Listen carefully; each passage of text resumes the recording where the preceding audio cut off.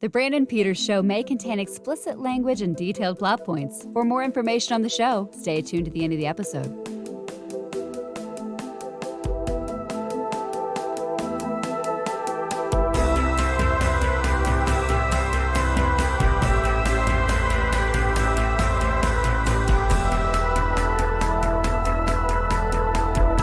And now, here he is, Brandon. All right, welcome to the final episode of the Brandon Peters Show for 2024. As such, this is the top 10 films of 2024 episode, and returning for a second year of celebrating the year's best in cinema from the Normies, it's Chris Johnson. Oh, hello, everybody. How are you doing? I am Chris Johnson, 1/12th, aka 1/100th of the Normies. There's a lot of us. There's a few. There's quite a bit of them. We do a bit of the old reactions. We watch TV. People watch TV. We discuss movies. We've got a podcast.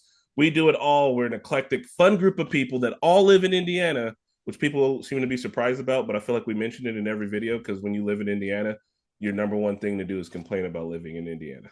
Yeah.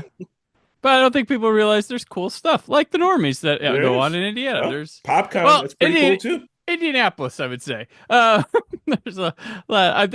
There's some other. I'm sure there's some cool thing. I found something amazing in Huntington, Indiana this year.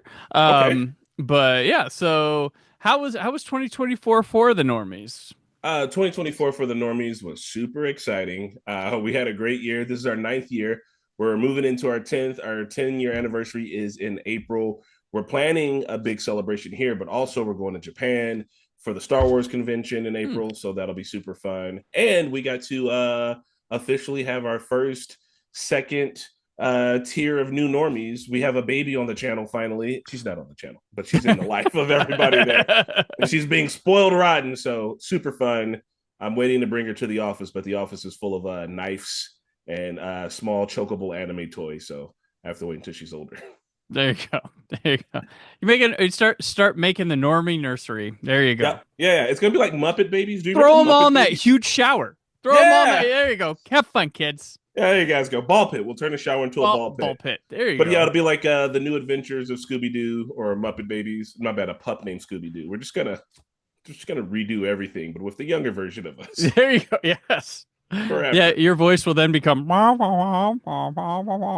how you know you're an official adult, when you get the trombone voice. Yes. Oh, very cool. Very cool. Yeah, this year for me was fucking full of shit. It wasn't quite the year I went in expecting it to be. It was a lot more. Just a quick. I started Letterboxd. That's not that huge or important, but I said I was going to try it for a year. And I was like, what? Like all these people talking about, all this Letterboxd stuff annoyed me. And I was like, why treat art as an algorithm or data? It's all right. It wasn't as in depth as I was at first disappointed by it, because I go on and like not a lot of people review stuff. They're like, this many stars, watched it, moving on. And when I started, I was like, I'm gonna write. That I became one of that. But now it's just neat to log. But it served as a valuable resource and saved me a lot of time when I was like, what did I watch this year? And what did I rate things already? Boom. There you go. Made this bit a little bit quicker. Nice. I joined a group called IN Podcasting at the beginning of the year, an ambassador for podcasting for the state of Indiana, where we hold, we're trying to build community a bit more here, and starting in Indianapolis, of course, having like, that sort of just, we have these like, once a quarter like meetups where there's the first hour's networking, meeting people, and then there's like a short engagement period of like a topic, which I'm running next year with Renna from Normies. Woo! Doing about social media and marketing. But it's been a lot of fun, so thanks to Chris Spangle for starting that up, and it goes into year 2 next year with a lot of very cool people. PopCons were great this year. Yep. Once again, filled up the podcast stage. You were a part of one of them. And then we did Days of the Dead. That was new. I still like doing that. That's cool. That's fun. Yeah. They would like, they asked me back next year, so it'd be part of that. There'd be There'll be a next year. They told me they give me a booth to have as a headquarters to kind Sweet. of bring your We should swag. do some horror focused stuff then for sure. Well, they have a film festival going on. We can like go over there, come back to the booth, record short reviews and stuff. I don't know. We could do that. But yeah, they will. Hopefully, yeah, the Return to Days of the Dead next year. That was a lot of fun. Doctoberfest was awesome. Nice. Met Keith Barnfather, which started working on Doctor Who documentaries this past year for Real Time Pictures, which has done hundreds of documentaries for Doctor Who over in the UK. Started doing some second unit stuff for them, and then later met the head guy, Keith Barnfather, at Oktoberfest. Had a great time. Went to this place. Our good friend Elwidas Pagan. Love that guy. If you're listening, I call him the glue guy. The glue guy. The glue guy in there, our Doctor Who community, because he gets it done. He's there. Everybody, you need him there. When you see him, you know things are good. But he took us to a place in Huntington, Indiana called the Whoseum. And it's that's in Huntington? Yeah, guy named Alan. Huh. You can check my Instagram and social medias. He has built the ultimate house for his collection of Doctor Who merchandise that looks like the Eighth Doctor's TARDIS from the TV movie, and he has a bunch of TARDIS with mannequins of the Doctors there, and one of them you could enter into the old 60s, 70s, 80s television set type thing. It is astounding. Huntington's like an hour up 69, right? Yeah. Damn. Okay. Yeah. Insanity. And I was looking because it's out in the country, and there's like where the place is. There's a couple other houses with little barns or shacks and stuff. And I was like, is like the *60s Batcave in that one, and then like the Star Trek bridge is in that one. You know, like I was just wondering. Hey, that'd be awesome. Right? That'd be awesome. Make a community of that. So I saw that. Okay. And then documentary stuff. Working on now one for PBS with Russell McGee. And we went to Chicago TARDIS to interview people, and I got to meet like Sylvester McCoy, Joe Martin, Dominic Glenn, Mark Air, all these like huge names of Doctor Who stuff. And the people from Chicago TARDIS were great, which I met at the start of the year on a different documentary. A lot of them, they were wonderful. Couldn't believe it. Sophie Aldred plays Ace, who I met last year at Oktoberfest. Remember, I went in the green room. And like she was like jumping up and down, getting my attention, like, "Hey, Brandon." And then when I met Sylvester McCoy, we wanted to take pictures with Real Time Pictures hats to send to the UK for the Keith Barnfather, and I went to introduce myself to Sylvester because I didn't know if we were interviewing him or not, and I was like, "Yeah, it's Brandon." He's like, "Brandon?" He's like PBS Brandon? I'm like, yeah. And he's like, oh yeah, we're talking at like noon, right? I was like, I didn't know at the time. And then Sophie Aldred comes up and goes, Brandon is an incredible podcaster. Or no, she said extraordinary podcaster. I was like, thank you. But so you're having one hell of a 2024. Yeah, well, there's a one hell of a 2024. Yeah, some little health issues in the last couple months aside, it's been great. And I also, in person, I met Justin Beam, who I've been podcasting and friends with mostly online the last like 12 years or so in person this year. And Steven Shapansky, who I've also recorded with, I met him at Chicago TARDIS. So meeting people I've only done through like these Zoom conversations. That's been great. Oh, cherry on top. Shot a commercial with Caitlin Clark. That was awesome. Baller. It was awesome. Nice. I know it's not out yet. I have an NDA, but that's what I'm going to say. But unbelievable. It was just like, wow. And that's super exciting. But I feel like I don't see commercials often anymore. So I hope they at least run it online. It's online only. It's online only. Perfect. Then, it was going to be. It was going to be TV plus online, but then like the tactic changed and they went to online and social media only. So looking to see it. Hope I can check myself out in it. I'm a background actor, but I was like literally, she was like finished during our first scene. She would like finish her spot was like right here. Nice. And like I was like, so for like an hour, just okay. And then she did make a wisecrack at me because the director, we did like a lot of takes for this one thing. And they're like, all right, last one. Da, da, da, da, da. And then after that one, she looked at me. She goes, one more time. And the director goes, okay, Caitlin, one more time. Let's go. Cracked out. I was like, all right, cool. But yeah, very cool stuff.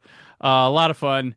in 2024. And I feel like it's all kind of condensed in Indy, Chicago, Huntington. Like Yeah, you're in this general Midwest bubble in the doing middle, all this cool Louisville stuff. for Louisville, obviously PopCon. PopCon, right? Yeah, Louisville PopCon was cool. Better spot than the previous year. Oh yeah, Um, because that's where I met you at. yeah, we met at Louisville Yeah, PopCon. Yeah, and yeah, so this year was in downtown, so you could safely walk out of your hotel and go someplace. And the building was interesting because like the the showroom floor was upstairs, and then all the like conference rooms and stuff were downstairs. It okay. was real interesting setup. Like no one realized stuff was happening downstairs like most of Friday, and like the musicians that we have there packed up and went upstairs for to like advertise to go the hell downstairs and stuff. So it was just interesting stuff. But had a lot of fun. Had some really cool new local Louisville people on the podcast stage. There was like Nice. someone did a wrestling like slap and shit on the stage because they this one group Chilling in the Ville. I was on their Chilling show in the Ville. recently. They brought they're like a show that does stuff about local Louisville, but they brought a local comedian and a local wrestler. That's what I was like, yes, bring your flavor. I That's kind of baller. tried to get Bourbon podcast to come on there, but they were like, I don't think this is my avenue. I'm like, dude, it is your like Right? Nerds love to Bourbon's drink. nerdy. Yeah. Bourbon is a collector sport. Come on, like you gotta One that do you that. can taste. See, I feel you've had a great 2024, and not that I didn't. I Yeah. had a baby, so most of mine have been like changing my brain, like Yeah. locking in. But this sounds amazing. I'm My happy daughter for was you. in her first production. She did a little production of Adam's Family. She played Pugsley, crushed it. Totally, I'm not biased. Totally the best person on set. Like she stole it. She Yo. stole it, and you could just tell. So So one, I find that to be amazing because in my brain, I didn't think that plays were any like the last play I was in was the Tuskegee Airmen and then Peter Pan. But yeah, you're telling me that kids are now doing Adams Family plays. yeah, That's something exciting to look for. I didn't know that they did modern. yeah. Well, They I have guess Adam's Family. Family's There's kind of old, but Beetlejuice. yeah. Broadway has Back to the Future now. It's only a matter of time for that hits high schools. So and stuff I don't like know if that. that So makes me feel incredibly old or incredibly excited. A little bit of both. a little bit of both. A little bit of both. both. So my son plays tennis now. He's on the middle school tennis team. So that's cool. So yeah, Nice. kids are doing all right. Kids are doing all Uh-huh. right. So yeah, it's good 2024. Very Oh, busy. here's my one Happily kid busy. brag. Yeah. My daughter is holding her head up. Ooh. She's There also you go. found how to put her hand into her mouth. Oh, She's a genius. So there you go. that's it. We're on the come up. That She's was- 3 months old today. So I just warn you. Every time you master each stage of their life, they're already gone to the next Yep. one. So it's gonna be like crawling. Damn. Once you master crawling, to handle that, they're gonna walk and they're gonna climb over stuff. It's yeah, we're gonna have to wrap the whole house in I don't know. We'll just wrap the cat in bubble wrap so that way he's safe. my son. We had to put those little hook locks at the top of doors. Oh, My God. daughter, never a problem. Weird. Never. Does she know how to do doors now? Yeah, she does know how to Okay, do doors. all right. She's- Otherwise, you couldn't be in a play, I imagine. no. Well, that's curtains. It's not doors. Oh yeah, good point. All So, right. out of the 100 bajillion movies you've seen, Yeah. I assume some of them were good. Yeah, a couple of them, few of them. So, what were your thoughts on this year at the movies? From what you've seen, and then probably what you've seen advertised, talked about. What have you thought about? So, the Normies did this thing with Living Room Theater where we did a live react. We did a reaction to Beetlejuice 1 in the theater, and then we did a reaction to Beetlejuice 2. And what I remember thinking was, because I saw Beetlejuice 2 this year and Inside Out, is that the way to do sequels has changed. And I feel like this is my takeaway from 2024. And my other favorite movie was also an A24 flick. So A24 is coming up. They're changing things, but they're also becoming more mainstream as they have to, as they get bigger. Mhm. So A24 is going to, 5 years from now, not be A24 anymore, and that'll be fine. Yeah. That'll be something new. But also, Hollywood's figuring out how to do sequels less lazily, but still kind of lazy. Does that make sense? Like, they've Eh, they're not, because they're doing the new Lion King, Mustafa, Mufasa. Mufasa. They're doing his prequel, and I'm like, okay, I'm not interested in that. It feels like Disney's still kind of on their like direct to DVD Hmm. bullshit, except for it's live action this time. But like with Beetlejuice 2, I was like, oh no, I think this is a really good update, and I like that they're hitting the homages, but still being able to like do something kind of new, and that's fun, right? And then with Inside Out 2, I was like, oh no, this feels like an update to that story in a way that's kind of cool. That isn't just like rehashing everything. Hmm. And I feel like for some of their films to come out this year that are also sequels, that it's cool that they're that and not just, I don't know, kind of more of the same. Yeah, I get you. I get you. Yeah. That's my Um, takeaway. What's there you yours? go. My takeaway was just put movies in the theater like the first quarter of the year or so, because I mean it was they were still coming off the strike, and so there wasn't like a lot there. But then people holding back movies. But I think we're more and more proving that you can put two big movies in at the same time. If people want to see them, they're both going to make money. Yeah, That's always been the thing. Like Scott Mendelson, who's been on here, always talks about in 1990, during one weekend, they released, he was compared to like Teenage Mutant Ninja Turtles, Pretty Woman, and I can't remember the other, but it was a thing of like the guys went and saw this one, the girls went and saw this one, the kids saw this, but nowadays they just all go to Ninja Turtles and they don't yeah, because But I think we're getting to a point where people are demanding more. Just you also don't have to spend a ton on these movies to make back your that bank, is, yes, 100. and percent I think you need to release a varied slate, which someone like Universal tends to do very well. Paramount puts out, but sometimes people go see them. But I think all in all, things are getting to a correction point with stuff, and the type of things that people want to go see are definitely feel like we're in almost a changing part. I Yeah, mean, we're gonna have Marvel attacking here with a regular slate of stuff next year. which we're So gonna we'll see see. about that. We're gonna see. We'll see.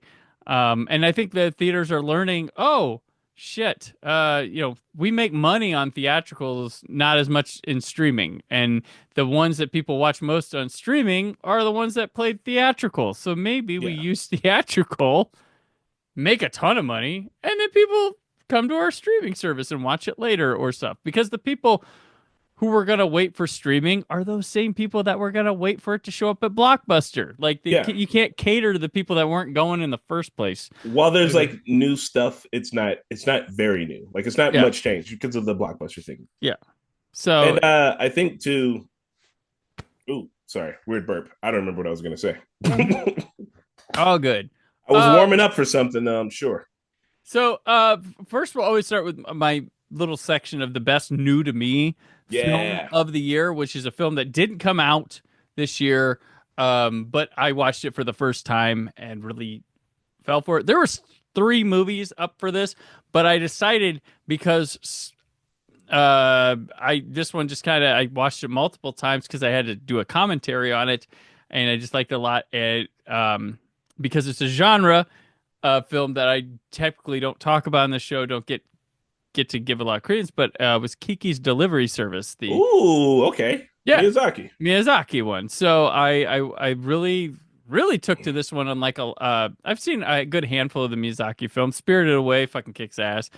Boy and the Heron I saw last year, that was awesome. But this one really took to me, and I really liked the art design on this, and the kind of it had like a 3D quality to the animation without trying to be 3D that I really liked. And it was a nice little series of vignettes that were really fun that came together for me that I just really enjoyed this movie. And then when I was at Louisville PopCon, the Anime Crossroads people got me the Kiki's Delivery Service thing because they That's saw pretty that dope. I was doing a commentary for it. So Nice. the little bow. So yeah, I that would be my best new to me movie for 2024. What do you have, Eddie? I do, Yes. I do, and I want to I'm gonna cheat and put two in this one category. One of them is older, Okay. and I saw Spun for the Okay. first time, which came out in 2002. It's got Jason Schwartzman in it, Oh, is this Mickey during your Rourke. drug Yeah, one run of? it's the meth movie, and I was like, Yep. yo, because I came up with an idea for the movie club podcast, Hmm. which we're killing it. So RIP to movie club podcast. But I was like, let's do drug movies, but not movies about selling drugs, but like movies about doing drugs. Yeah. It turns out they're all pretty depressing. And I watched Spun and was just like, I don't know that I'm ever gonna watch this movie again. Like, it really gives you the editing in it is like, what would it feel like if you were doing meth? And I was like, okay, maybe this, and that's probably why I'll never watch this again. So, but it was a visceral feeling. It was a good Hmm. one. But now the one that I think is actually fun in a very terrible way is a movie called Animal. Okay. So it's a movie from India. It came out in 2023, and the premise essentially is that I'm going to describe what it feels like watching it. And it's like, oh, this guy, he's really upset because his dad isn't paying enough attention to him. His dad runs this steel company. The guy gets really upset, and then these guys at school like slap his sister around. And so, in order to get back at those guys, he goes to school with a gun, shoots in the air, and then drags these guys home and like beats them. And I was like, is this a crime movie? And they're like, no, it's not a crime movie. He just really needs his father's love. And then the movie persists to get more and more and more Oh, and more and more ridiculous. And it hits a certain kind of toxic masculinity that you've never seen in a movie before, probably. okay. He cheats on his wife, and she's like, how dare you? And he's like, why are you even mad? What do you want from me? And it's just like, Oh, he's the movie's written to make this guy the like superhero main character. He's unstoppable. He has a heart yeah. attack and he walks it off. But also, he's the worst human being ever, and it's really fun to watch just to see like this guy. Like it's a power fantasy on steroids. It just goes and goes and goes. There's a lawnmower, gun turret, murdering machine, Oh, wow. and it's also they don't do any crime. It's just his dad runs a steel factory. And he wants his dad to love him. And he kills like 1,000 people in the movie. It's great. It's great. Gotcha. So Um, it's got some memorable moments in it, and it's from India, but it's subtitle. But it's really good. It's made to be like a blockbuster, but also the story is like go into it knowing mhm. you're supposed to love this guy. Go into it knowing you're gonna hate him, and that's obviously very Okay. Gotcha. So you know what's funny? I almost had a handshake best new to me movie this year with yours from last year because you had talked about Life is Beautiful, Roberto Benigni movie, yeah. which he won Best Actor for over Nick Nolte, who was the star of Affliction, which was in my consideration for that, which is a funny thing because that was supposed to be Nick Nolte's year. And Benigni got it. So Ah. yeah. So All yeah, right. there you go. Go All watch right. Animal and go watch Spun again if you haven't seen it, but only watch each of those once. Gotcha. So all right, we'll move on to this year. So to start out, movies I didn't get to before making my list. Ooh. I didn't see A Complete Unknown, the Bob Dylan movie. There's a movie. Some of these were I was either in. I don't know if they would have made it in, but I was interested in them. The Omni Loop. Do not expect too much from the end of the world. Bird, The Fire Inside, Humanist Vampire Seeking Consenting Suicidal Person, and Lee. Those were the ones. Well, there's two. One on there that I was interested in was Lee. Matt, I haven't seen it, but Mhm. spoiler alert, there is another movie that made me want to see that movie. I'm sure you can figure out what it is. I wanted to see Nosferatu, but I think that came Ah, out on Christmas, and I didn't have the time. And I haven't seen The Substance. They okay. did do a reaction to it over on the Normies, which would have Uh-huh. been great, and I would have been sitting in there to watch that. But I was on paternity leave.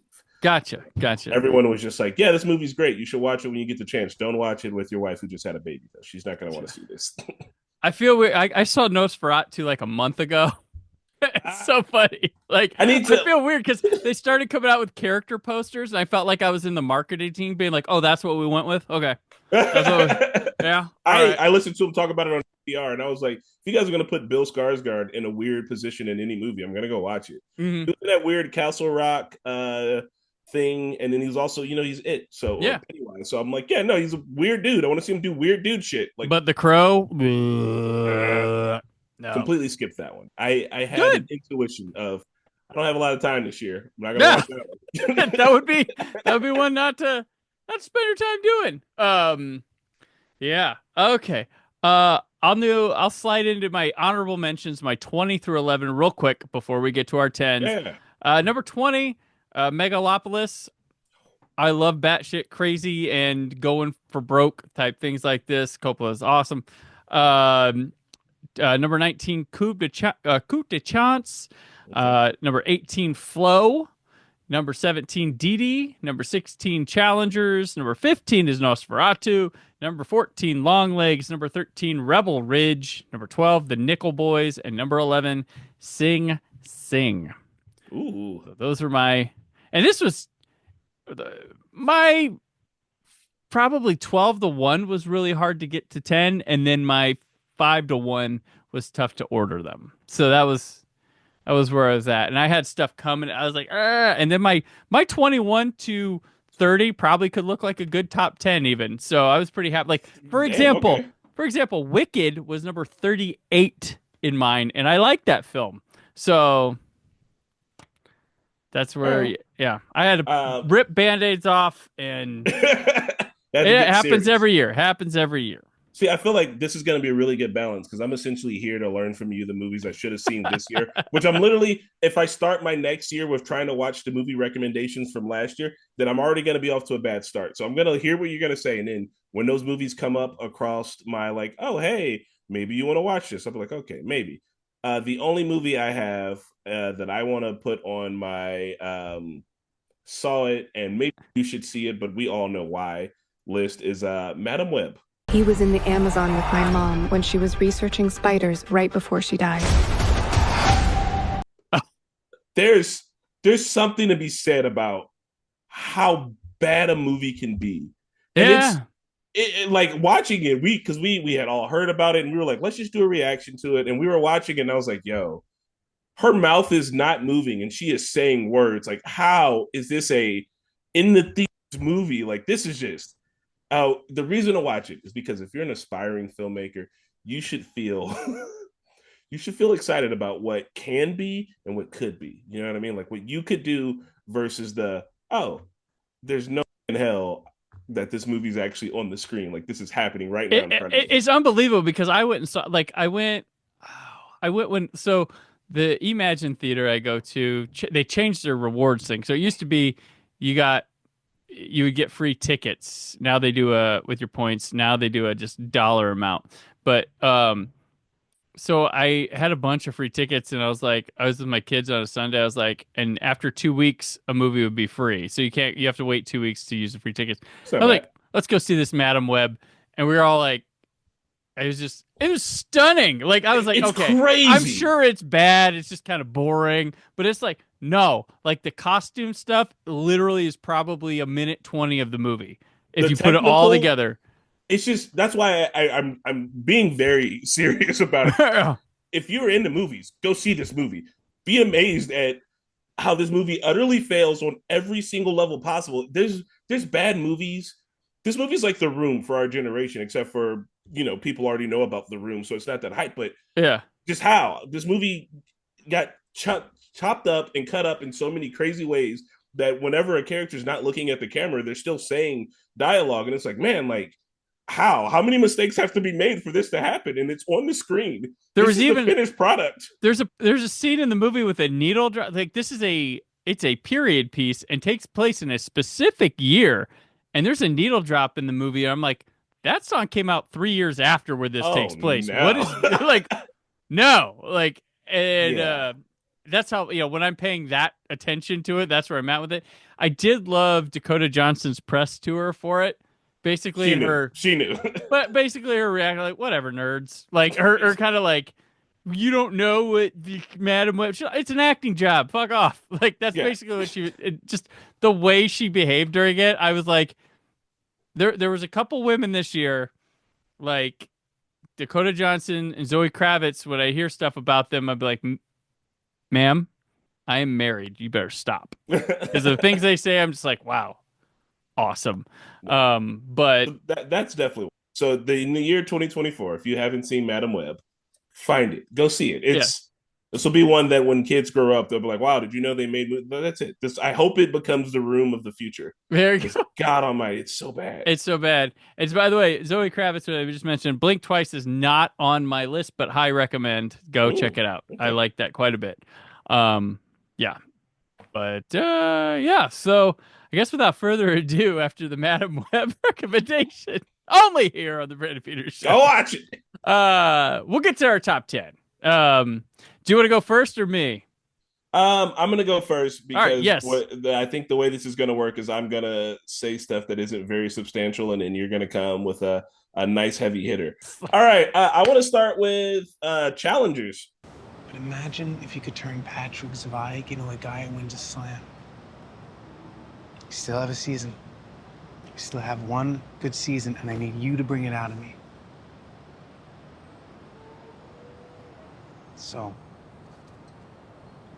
what do you think? How fucking dare you? Jesus Christ. You want my best piece of advice for you? You want me to coach you? Okay, quit. So Okay. to set up, I guess every movie they'll have a small story. Small story on this one is that when we first brought the baby home, we were doing split shift sleeping. So my wife would sleep upstairs and I would be downstairs with the baby, and then I would go upstairs and sleep, and then she'd come down. So that way somebody was getting 6 hours of like full sleep at all times. Perfect. So that way we could not just be completely falling apart. We've all since moved into the same room and figured it out. But while I was doing that, the baby would fall asleep pretty much and just be asleep. And there was a couple of nights where she wouldn't move off. Like I would try to put her down and she'd cry. And I was like, okay, well, I'm just going to watch a movie and I'm just going to watch it down low. And I was like, oh, Challengers is great. I remember everybody really hyped it up. I'm going to watch this. And I was surprised. So everyone hyped up like all the press tours and all this. Oh, there's a salacious threesome that doesn't even happen. Nope, it doesn't. It doesn't even happen. I was like, all right, great movie. Great. I see what you've done. You got me. But that whole like idea about like how good can you be, and the internal, it kind of reminded me of Closer just a little bit with like, oh, Yeah. these couples are intertwined in a way. And I was like, no, I'm super here for it. I thought it looked great. It has some cool moments. I think the juxtaposition of tennis, which my brain thinks is boring compared to like the upbeat music the whole time. I was like, I kind of fuck with this. This is making a lot of sense for me. So I watched that like quietly in my house, like on the couch, and was like enwrapped in it. I was like, no, this is great. Like I should be asleep because I'm gonna be super tired tomorrow, but I'm really loving it. And well, I know that oh, excuse me. I have weird burps. While I know that Zendaya is like a really good actress, I hadn't seen her in a role like this yet, where she felt immature at the same time throughout the entire role. You know what I mean? Like when she's older, I feel like she's making these decisions that are like, these are very mature decisions to be making. And like, I don't know. I thought it was a good movie. And I thought it asked some interesting questions for like athletes and for anybody who has a thing that they do that they love, that they're like, maybe there's a time limit on this, or maybe there's only a ceiling of how good I can be. Like Whiplash kind of asks some of the same questions about like, yeah, like what does it take to be great? And like I dug that in this movie a lot.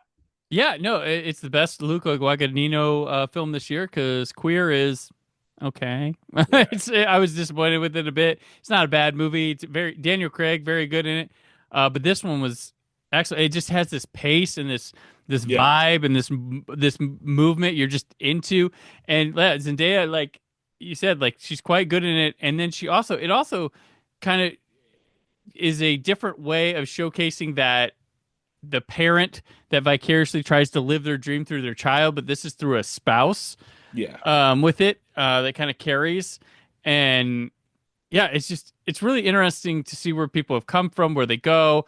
The guy basically living out of his car, still trying to be a tennis star and all. But he's like, still so good. He's and it's still like, so good. Quit and do something that makes money. He's like, but I'm so good at this. Yeah. I'm also low key obsessed with both of them. Like he's Right. like, kind of into both of y'all. So the more I get to see y'all, the better. Yeah, it's both visual and audio splendor, like from sound design to the score to just watching the tennis go by and all that. Yeah, just the way it plays. And the ending is awesome too. Like I know it's kind of like a very art house ending to it, but fuck, it works. And this movie's just crazy. It's suspenseful. There's deceit. There's like wondering what people are gonna do, and it's awesome. It really flies by. That I did like. Yeah, Challengers is quite good. Yeah, and I was surprised. It came up. I think it was on HBO Max or something, and I was like, oh, okay, yeah, I guess I'll give it a watch. And I was like, oh, I love this. And then I told my wife, and she was like, well, now you have to watch it again with me. And I was like, yeah, I'll watch it again. Yeah, anything Luca Guadagnino, I will watch. Like I even like Bones and All. If you saw that one with Timothée Chalamet about eating people, a love story, cannibal. It's a cannibal love story, but it's quite good. It's better. Yeah, it's better than Queer is his first misstep in a while for me, but it's like a 3.5 star out of 5 misstep. Okay, I was Kind about to of. say if it's not a big misstep, then Yeah, maybe it's it's just just like when you're making 4.5 star movies, and then it's kind of kind of how it goes. But number 10 for me is Hundreds of Beavers. hundreds. Oh, okay, yeah. Yeah, I saw the poster for it a lot. there's a lot of they've been comedically making posters for it all throughout the year, and this is Looney Tunes on film. It's hilarious.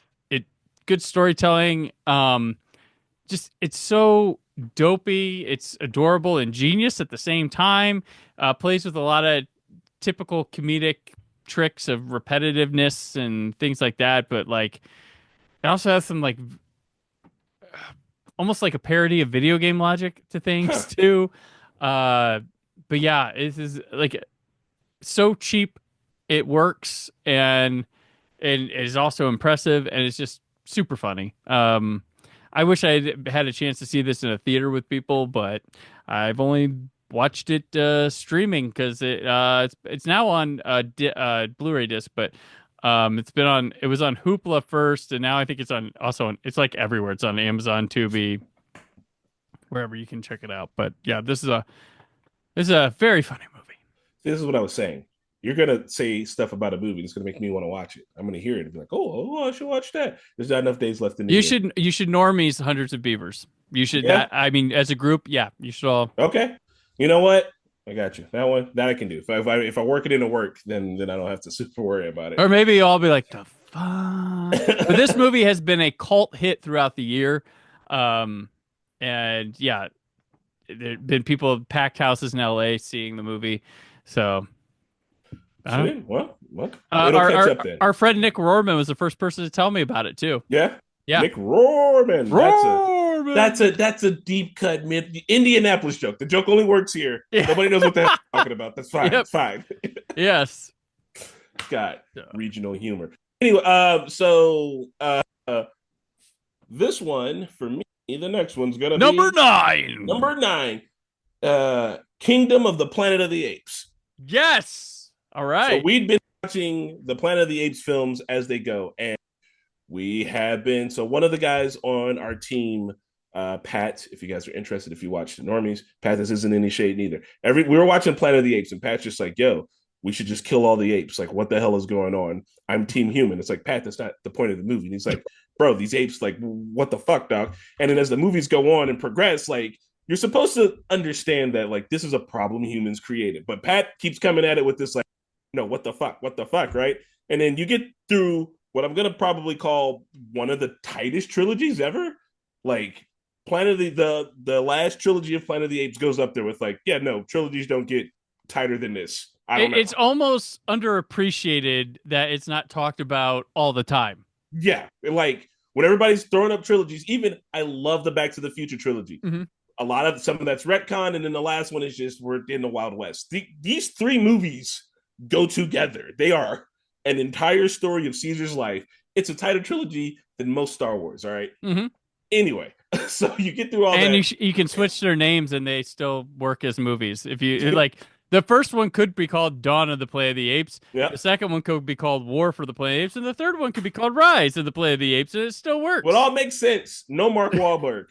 So the watching the new one, I was really excited about what we're going to get into and the questions that they asked, and I just thought that it was fun. It felt like an update to some of the stuff that they did in the old one, which I think is it from the 60s or 70s? So like 60s. It started in the 60s, but all the sequels came in the 70s. So it felt like they were trying to get into that. They're building this new world, and think about the fact that I feel like a Planet of Apes, if it didn't have the legacy that it already has, it wouldn't make sense to be in today's world of movies. Like it's mostly superheroes and like art house stuff and like cool stories you never heard about. But this one is like this like weird. You wouldn't get a Planet of the Apes movie if it wasn't for lineage, and you get this, and it's you get into it, and it got some secrets. Some people aren't talking; they're not speaking on purpose. The Monkey King wants things, and like the girl who you're following, Nova, like you relate to her because she's a human, but then she still kind of does bad shit. And then there's like a big reveal at the end, and it sets up the next movie, and it's like, oh, super into this. They built the world so good that like you're enthralled from the moment it starts. And the other ones didn't super have to build the world because as the trilogy went, the world was being built with it. This one has to drop you in and be like, hey, these three juvenile chimps are gonna go get a bird. I hope you're into that. It's like, no, I'm super into that. Well, Let's also go. establishes a world where like the apes have grown up to start to become into these like their own tribes, and then you have one killing in the name of the Messiah, which Oh God. would not be what he would want too. That Yes. has been incorporated. Like they're borrowing human tactics that led to their demise and stuff. Like it's just brilliant stuff It on is. every layer of it, and just the dynamic. Like apes has long been, even before that last trilogy, one of my like probably top 5 film franchises of all time. Like I love those original 5 Planet of the Apes. The only one the Tim Burton one, Mark Wahlberg, I baby. will go back to it, and I'm always like, God, I always expected one time like maybe I'll appreciate it more, and I just never do. I always appreciate that like, okay, every dollar they spent on this movie is on screen. Nothing was wasted. Nothing was wasted. It's there. It just does not work, and it looks like movie sets, and it Yeah. shouldn't. Oh, it's the Um, hilarious sex scene in that one for me that makes me anytime oh, anyone says they're just doing the arms, and it's like, yo, mhm. that lady kind of looks like Michael Jackson. What the fuck is happening in this movie? What is happening? Yeah, and it's not even like, and it's funny because I actually a couple of years ago I said I'm gonna read that original book that it was based on. None of them have adapted it. Like none of they've taken like idea like the closer one to it is probably the Tim Burton one Oh as Lord. ideas and stuff, but like nobody's adapted what it is Yeah. or what it was to a T. And we're probably beneficial. Like I always say in an adaptation, you know what? The old school thing was read it once for enjoyments, read it the second time, take notes, throw it out, never look again, write your script. Yeah. That's what they used to do with stuff. But now it's like, if you didn't follow the book to a T so I could be bored watching everything I know unfold as it was, No. what are you doing? Like, yeah, no. Disney, we're looking at you. Just live action, remake everything. You Yeah, know, with all the beats from your childhood. We only think we updated is CGI. And it's like, stop it. I yeah. don't care. Adaptation is somebody's interpretation of what you read and saw, and sometimes they can bring great new ideas and Huh? stuff to it, like The Shining and It's a things game like of that. telephone. Yeah, it is a game of telephone. Enjoy that. It doesn't change the book that you read that still Still exists. exists. Still there. So Still there. I love this movie. And yeah, and Killing in the Name of Caesar too was just like when it first happened, you're like, oh, what? How could that be a thing? Mhm. And watching it on the channel, which this is a reaction that we have, so you guys can go watch it. Pat was like, oh man, maybe Caesar did something bad. It's like, no, we saw Caesar die. They're not gonna retcon his story. We got all the points of Caesar. For the most part, he's a pretty solid guy, but Mhm. like you can take the name of somebody and do whatever you want with it. And it's like that applies to so many things. And you're supposed to watch these movies and be like, oh, it's humans with this, or it's humans with that, even though they're apes. And I don't know. They're great. This film franchise at this point is what 4 movies in, and I'm Mhm. not tired of it. This next trilogy, if they're gonna continue, because They're just doing being they're like, officially going to do another. So that's yeah, because it was unclear. Like it made money, but was it making enough money that they that's the wanted? question. Yeah, But it was a well liked movie, and yeah, made enough money so that they're gonna go on the goodwill, and the next one yeah, maybe makes more. But like the apes, it always feels fresh when it comes back, and like the last trilogy, just I mean these movies. I think the strength of the apes movies is they've always not been afraid to say something. They always say yeah. something. They're always a commentary on things, and yeah, they're not afraid. So if people are like, "Oh, the apes films got political," they were They're political from always. the fucking beginning. Stop. So Why you that's make been my strength. Star Wars woke? It's like, do you guys watch any of the Star? But yeah, that's what I was saying. Is that Yeah. the worst thing you can say about the Planet of the Apes movies is that they're just taking human problems that we're all very aware of and throwing Yeah. like a coat of apes on it. But they're doing it so well, and Yep. it looks so good. You're enthralled. You believe in these characters. You roll with them, even though they're CGI apes. You're fully Yep. there, and that's all. I just think it's really good. Yeah. It's like crazy good. It's just not being good, but it won't. Excellent. Excellent stuff. So, number 9 for me is The Substance. Woo! Tell me about it without fully spoiling me. Yeah, so this movie, like, I kind of went in as blind as I could, and I'd heard plenty of buzz about it. Margaret Qualley had awesome year, by the way. I like Drive Away Dolls. Kinds of Kindness was I was on person who enjoyed that movie, and then this, The Substance, the crown jewel for her year. Um, so this movie, the one thing that impressed me was because it was somewhat of a wide release mainstream movie. Granted, it's from Mubi, the film snob app that is starting to put stuff in theaters. I was still shocked at how far this thing went. I figured it would limit itself at some point, or no, this one goes all the way with its freakiness, its goofiness, its weirdness, and it's pretty awesome. Great style to it, great makeup and gore effects and things like that. A little bit of body horror, right? Demi Moore is as wonderful as advertised. Dennis Quaid is terrific here, and I noted that this and Reagan were playing in theaters at the same time. I'm like, man, he's playing the two best villains in theaters this month. Yeah, he's quite good in. Yeah, it's just it's a powerhouse for a small little film to do what it did, and I don't want to sit and spoil it since you've not seen it, but yeah, it's everything people tell you. Yeah, it's everything people promise it is, and then it'll when you think it's done going there, it'll still go there. And even if I say that, you're gonna think it's gonna stop at some point. But it's a nice little poignant movie, and yeah, Substance was, and it's got good vibes. Good vibes. Good vibes to it. Good score, great cuts, nice visuals. Yeah, it's and just creepiness that doesn't have to explain itself. That's what I like about it. There's a lot of vagueness to things, and yeah, you don't have to tell everything. Why you don't have to explain the whys. Just let them happen and enjoy the ride. So yeah, that's my number 9. Woo! Quick question: these movies, we're not rating them by like the ones we thought. Like they're not. This isn't a tier list of which ones are the best, right? We're just. This is my favorite film. 10 films. Okay. 10. Yeah, but they're not in order, right? Like number 1. Oh, I've ordered mine, so that's fine. God, yeah. Jesus! Oh no! Hey, okay. Whatever. Well, this one should have been my first one to say because I don't have a lot to say about it. But I saw Maxine. Oh yeah.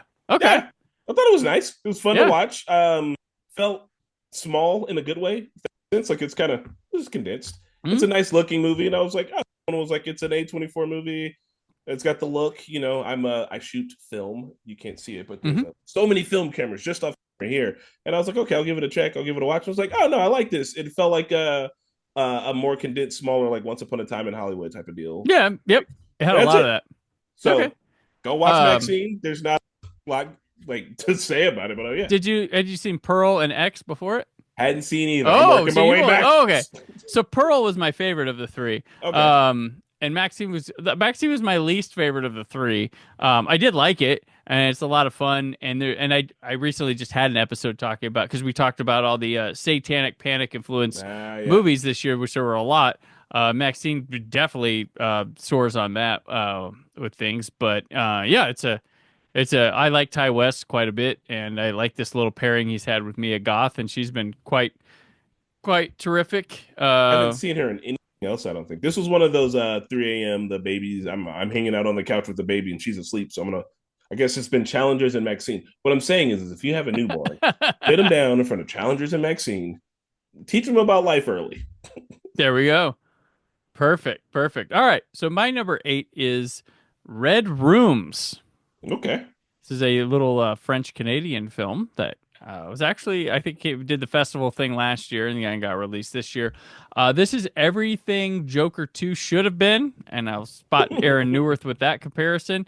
It's about, I really don't want to spoil a lot of it for people, and I talked about it in another podcast where we were like, I just want people going blind, but the setup is there's this girl who's a supermodel, and there's a trial for this guy who's accused of like raping and killing girls, and she decides to go to his trial and is like obsessed with this guy, and meets another girl who's also obsessed with this guy, thinking he's innocent and stuff.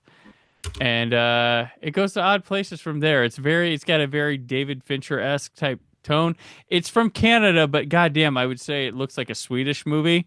Oh And God. it definitely has a feel of the dragon tattoo things. Those kind of movies, but um, it's excellent. Like it's stuck in my mind for quite some. It involves some online poker stakes in Oh, tournaments and stuff. okay. When And you say stuff it's like like, it's stuck in my mind, and for a person like you who mhm, watches as many movies, that makes me want to see it, but also yep, kind of not. That makes me scared. Should I? yeah. It's not. I mean, there is nothing you'll see in the movie that'll horrify you. It's just Okay. interestingly made in a unique story and a nice good twist on like a serial killer type Okay. tale that from an interesting perspective. So but yeah, there's nothing gruesome. There's some uncomfortable moments that aren't because you're watching something gross. Okay. But yeah. So are you telling me you don't have Joker 2 on your list for best movies? Unfortunately, no. No. That's when I had the 116, it's Yeah. probably arguing for. One of my non-movie friends saw that. She was like, "Have you seen Joker 2? I didn't like it very much." And I was like, "Yeah, that's what I hear. I haven't seen it yet, but Yeah, I felt bad for Lady Gaga. She was trying so hard. she in a weird And one." And all right, on a brief tangent, I gave Joker 1 like a B. I was like, Joker 1 70% to me. uh-huh. And I had the internet on my side of the internet where comic book movies rule. Yeah. Up my ass. And I was like, guys, we've seen movies before. We've seen Raging Bull, and Todd Phillips, I think is his name. He was like, just Yep. wanted to make like a comic book movie film. And I was like, Jesus Christ. I mean, it's cool. It's all right, but Yep. like, No, it's that's good. no. I thought Nothing to Joker. write home about it, you know? Yep, don't I know. thought it was Joker. I saw the straight up obvious influences on the film and loved those films before. Yeah. Like I tell people, well, if you have you seen King of Comedy? No. Have you seen Taxi Driver? No. I'm like, well, if you saw those, Joker might not Yeah. impress you as much. But that doesn't make it bad. Tarantino does the same It's thing, a but you know. very beautifully shot movie, Joker. Looks big, like that movie looks bigger and more epic in scale than the Avengers movies do, which is, that's saying something. Like learn how to shoot your movies, Marvel, sometimes. But yeah, like I have plenty of good things to say, but I'm also not like this is the best thing ever. Like there's a lot Yeah. of people like watch more movies. That's my takeaway. It's like I agree, it's really good, but also if you're giving it an A, I'm just gonna Mhm. kind of assume maybe you ain't seen a bunch of movies, or maybe I'm being a movie snob. I don't know. I'm barely Yeah. a movie snob. Well, just like I'm having the problem with all the people who think like Wicked is a seminal film in the history of films, and I'm like, I like Wicked quite a bit, but let's watch more movies, folks. Yeah. Like they were like, oh, it's just a visual wonder, and I'm like, it looked like Huh. a good version of like the blockbusters I see every year. Like there was. Yeah. I like Wicked. Wicked's gonna I end like up on Wicked, my and list, I feel but yeah, I feel bad. I like Wicked, but like I'm like, okay, it's not a lock. Just like Barbie the year before, where people were like, this is gonna win everything. I'm like, hold on, guys, it's gonna get your sympathy nominees to get you to watch the Oscars, but Yeah. they're not gonna give it to them. So yeah. So my next one, I think I'm on 8. Am I on 8? Number 8 or number 7. Number 7. All right, so another one that ended up on the channel that I wouldn't have watched if it wasn't for the channel, but I'm all about it. The channel is in the Normies. It's called Kill.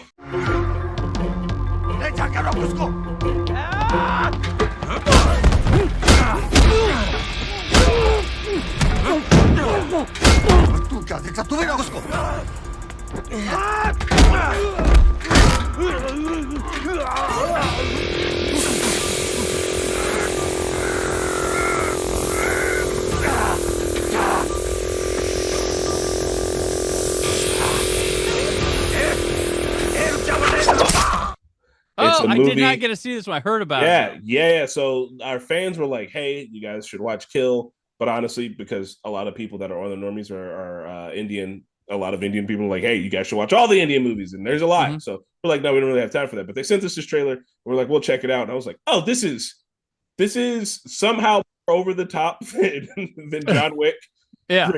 Great. I guess I was a little like hesitant about it because I had a rough year, and I was like, I don't know that I want to watch this many people get gored to death, but whatever, fuck it. So we jumped into it, and it is good. Mhm. It's good, but it's like Demolition Man rated X. It just goes ham. It just they are having stunts in this movie where it's like, I want to call that guy's manager to make sure he's actually alive. Like, Right. how did y'all do this stunt? Is he okay? What am I seeing here? So it's good. If you're interested in ultra violent, over the top movies, just watch the trailer.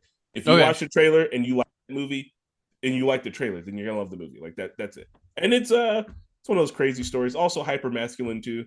Just the dude's like, yeah, I've been stabbed a few times, but I mean, dying's for bitches. I'm fine. Yeah. One of my regrets this year, I didn't get as many Hindi films in this year as I'd like, but when you go, there's a couple of them on the list, and I was like, okay, cool. Oh, it's 3.5 hours. Mm. Yeah. You got to plan your day around that. Yeah, it's like Hit them with the intermission.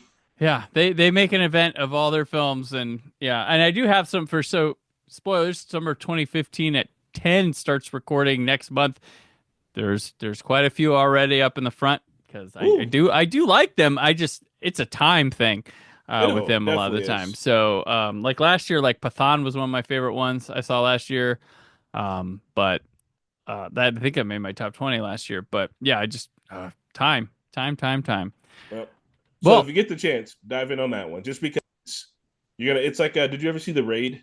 oh yeah, Okay, so it's a Yeah. little bit Raid, a little bit John Wick, and a little bit, I don't know. the guy who keeps Serbian fighting film. no matter how bad he gets beat up genre. Yeah, that it's guy. like you should stop. He's like, I think I'll be all right. Yeah. At least have a water. Take a break. Yeah. So if your number 7 is Kill, mine is Fresh Kills. Ooh, okay. This is a film directed by Jennifer Esposito. If you remember her, she was Bradley Cooper's wife for like a day, Ooh. and was on Alias, and she was in that movie Crash, and she was in I Still Know What You Did Last Summer and all these things. But she directed this movie that I think about. I actually gave her props for it after I saw it on Twitter, and she thanked me, liked, and retweeted it. So Yeah, nice. but she funded this movie herself, and it is a Sopranos-esque mafia story told from the point of view of the two daughters of the mob boss type guy. Okay. And man, it is some good drama, shocking moments, and just unbelievable. It was really, really good, and nobody's talking about it. And I haven't even heard of it, but it was kind on of into it. I think it was on Hoopla or Canopy when I saw it. One of the library apps had it. And yeah, it just really impressive stuff. Props to Esposito directing, like funding her own movie, directing it. That just, yeah, really good stuff. The guy who plays the mob boss, so Esposito's in it herself, but the guy plays like the dad who's like the mob boss guy. He is the dude he was in The Wire. He was the bald, kind of stocky guy. Bald, stocky guy from The Wire. Yeah, one of the cops. Oh yeah, Hurt. Yeah. Yep. Yeah. So he's a mob boss. But yeah, Fresh Kills. Okay. Rated fresh from me. Yeah. Split it to me. So the next one for me is with told you guys that the Normies did a little bit of a theater reaction. You can go see that on our channel. We did Beetlejuice 1 and then we did Beetlejuice to get ready because a lot of the people that are on the channel are first generation citizens in the US. Like they haven't seen a lot of movies that I feel like you just kind of grow up with. I gotta remember the first time I saw Beetlejuice. I just saw Beetlejuice. You know what I mean? And so we watched that, and I was like, you guys don't know what the fuck you're getting into. And they're like, he's not even in the movie. And I was like, it's kind of the point. So we saw Beetlejuice. And I thought it was funny. I love Catherine O'Hara. I thought he was bringing it. I don't know. There's some actors, when they get into their 70s, almost 80s, they just do like these victory laps where they're like, I'm so well established, I can kind of just do whatever the hell I want.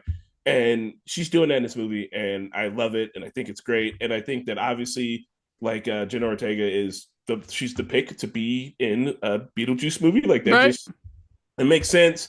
And my favorite part of the whole movie, because the music in Beetlejuice and the musical scenes that they have around the hauntings is really fun. But I think the wedding scene at the end, it extended pretty long, and they had a lot of like interesting visuals.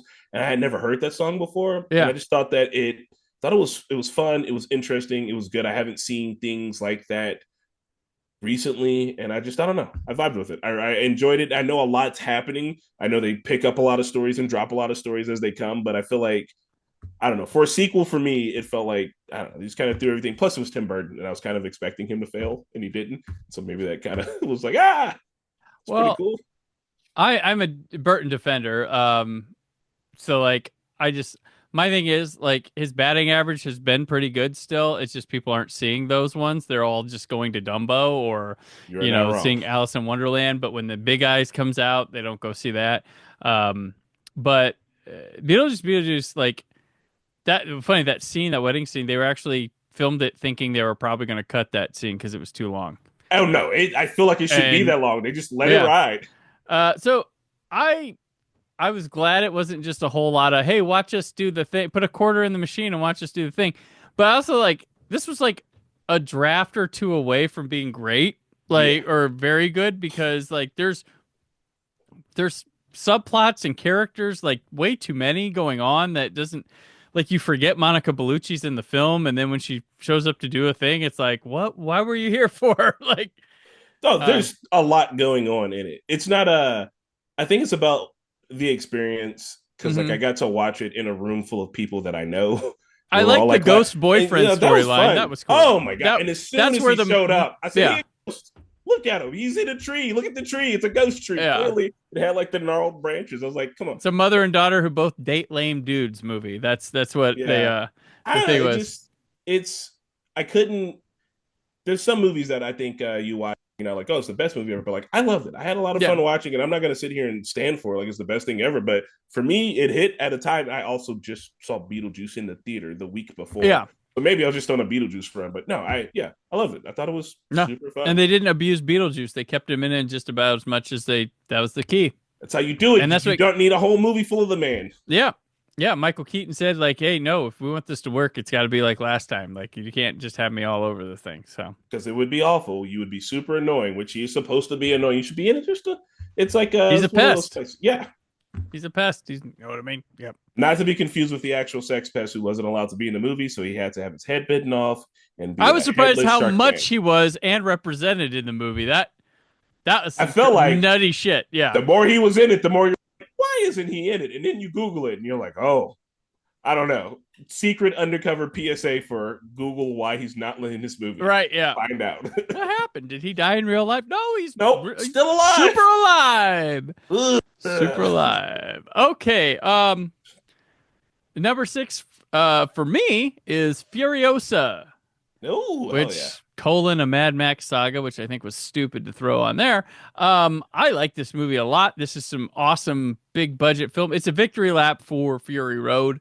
It sucks that nobody went and saw this movie because it was I don't damn know why. good, and like I always like I was hooked from the beginning because the opening sequence captured this feeling from like a 1980s like fantasy adventure movie that like just naturally did it. Like it wasn't trying to do that, but I think just because George Miller was making these films back then, it's just naturally there. Like a lot of things like Stranger Things attempts to recapture it because it's inspired by those things.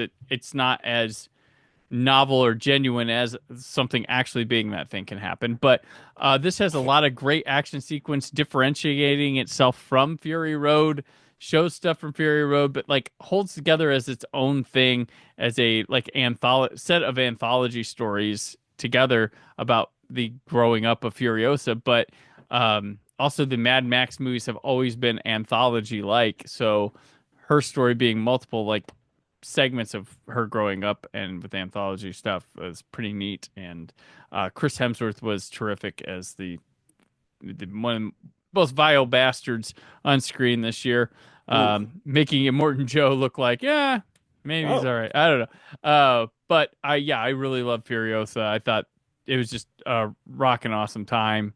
damn. Yeah. I didn't see that one this year because of it's over on the Normies did it as a group and my Hmm. wife was there, but we started splitting us not being on the same movies and same shows at the same time because we know that the baby's coming and in the future we'll have to one of us might have to be on the channel and the other one might have to take care of the baby. So it's whatever. I missed it, but I will put that one on the list of things that I'm probably gonna watch before the year's done. I know I got 3 more days. My bad, 4 more days. So I've been wanting to see that, and Yeah. it's just sitting there on Max, being like, "Watch me," and I'm like, I want to. I think I want will. to. Yeah. Watch Big that. movie, awesome delivery. I like George Miller stuff, so Yeah. it works. Yep. All right, we're halfway through. Woo! So hold on, halfway, number 5 already. Yeah. Am I counting right? All right, bet. Well, out of all of my picks, I have to. I'm obligated to say this movie. This happened. Oh. I saw it, and I have to say that I saw it. I have to say that I loved it. But I did love it because I'm full of nostalgia too. I saw X-Men '97 for the first time this year, so obviously, Okay. Wolverine and Deadpool. Oh, okay. Oh my god! Oh my god! He's gonna say it. Ah. Oh my god! He's gonna say it. Say what? Avengers! Flame on! Sorry, what now?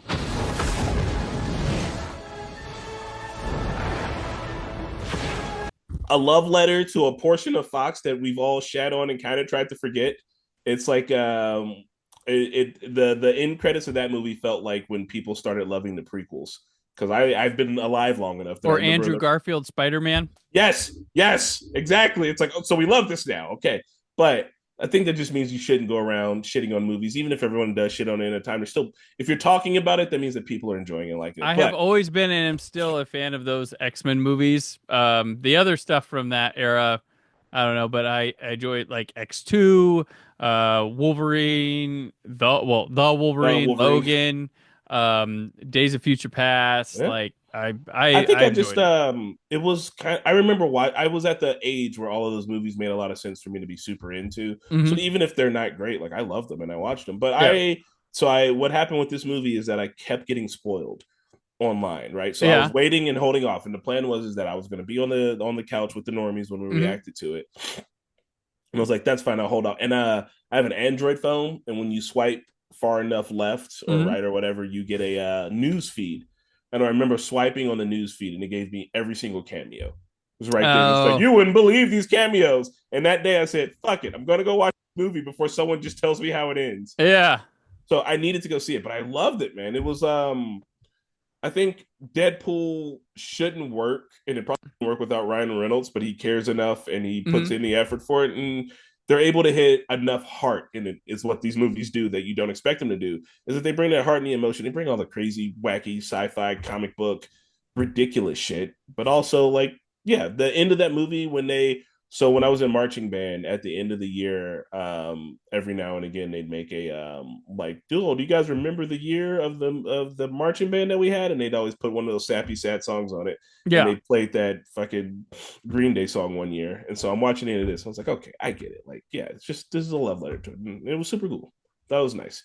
It reminded me of how Dark Knight Rises ends, and it's like, yay, that was a Batman trilogy, don't we all feel good? And this kind of hit that emotion but harder and better and well with like a solid ending movie. Gotcha. Yeah, it's funny where Marvel's gonna go, because like Guardians 3 is well liked, but that felt like the end of something. Yeah, I mean, Deadpool Wolverine kind of feels like the end of something. The next Captain America looks like it's made for TV. I do like the way the trailers are playing with it, but like the look of the trailers. I remember we did a reaction to the trailers, and I was like, this doesn't look like a movie. This looks like one of the TV shows. And then someone pointed out that they spend as much on the TV shows as they do the movies. And I was like, well, they're killing themselves. Well, they're trying to go for, they want people to get the Winter Soldier vibe from it, is what they're trying for here. But yeah, we'll see what Marvel has in store for next year. Deadpool Wolverine, if you haven't seen it, all right, who are you? I think everybody saw it, right? Yeah. Number 5 for me, I'm gonna go much smaller of a film, Ghostlight. This is not this is the same title as the Doctor Who story I love, but this is a completely different thing. Have you heard of Ghostlight? I have not heard of Ghostlight. Please tell me about Ghostlight. So Ghostlight is a movie, and this one moved around in my top 5 a bit as I was going through this, but this movie has stuck with me big time, just emotional impact stuff.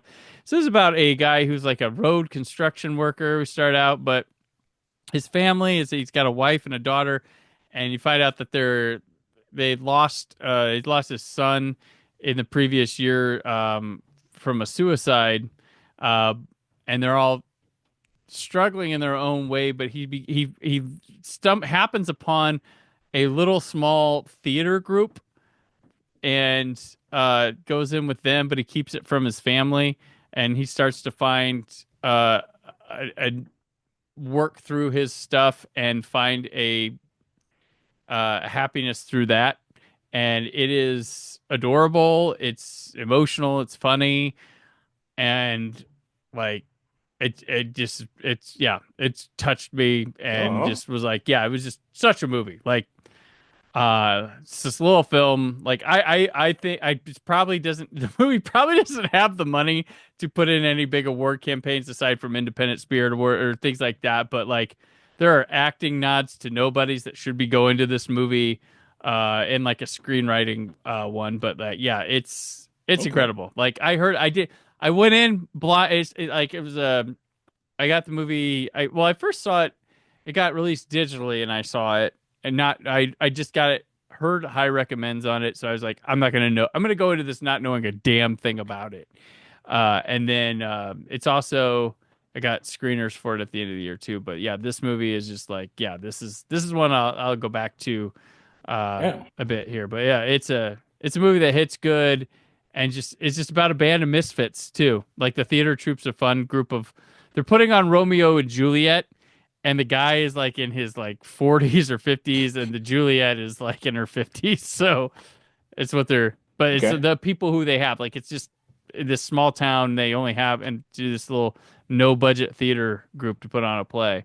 So All right. What was the name of it again? Ghost Light. Ghost Light. Mm-hmm. All right.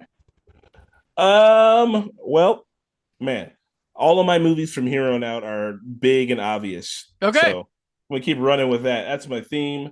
I got Inside Out 2, Okay. which obviously not as good as Inside Out 1, but Few things are. right, yeah, I'm about to say Inside Out 1's kind of, have you seen it? As far as sequels go, I think they did well. I think they make the story very small. I guess this is my thing is that whenever a sequel decides to go smaller instead of bigger, I'm into that. And I felt like this one was like, hey, this is about a weekend, a 3-day weekend inside of this girl's head. It's like tight. And the way that they update it, and because I have anxiety, I was like, okay, I get it. Like I think that's one of the things is that if you suffer from a mental illness, even a small one, hi, you're human. That's all of us. Two, if it's Inside Out, you're probably like, oh, I get that. Like the first one I had went with a girlfriend who was dealing with depression, and she just like cried the whole movie. She was like, I get it. And I was like, okay, I don't get that. But then now like I got fucking anxiety, and I watched this and I was like, oh no, yeah, that's 100%. No, this is it. Yes, they've done a great job. I am represented. I have been seen. And so I love that. And I was like, this does a good job. I don't know that you can keep doing Inside Outs. I don't know that Keep putting that poor girl through all this shit. Yeah, right. I don't know that it goes higher, but I was like, no, this is fun. This is good. I think Pixar is on it, like, because Pixar did Soul too, which I was like, okay, weird concept, but no, I feel it. I like Soul, and I like this, and I don't think that they're your typical. Soul got screwed. Soul should have been in theaters. That was it with the music and just the idea of like the flow state. I was like, no, like you guys look at all my silly music shit. Like I get that. Obviously, it resonates as a creative, and I thought that this one, just as a human, as a person, this one resonates. And like we've all been in high school or junior high, and you're doing the transition. Like I was like, okay, fine, I get it. I also have a fucking kid now, so maybe everything hits different in my brain, and it's just much. Oh yes. I've cried more this year about nothing than I've cried in any year prior. Oh yeah, about anything. Parent stuff. Yes, I. Right there with you. Right. Yep. There are little things. There are little things that get you like.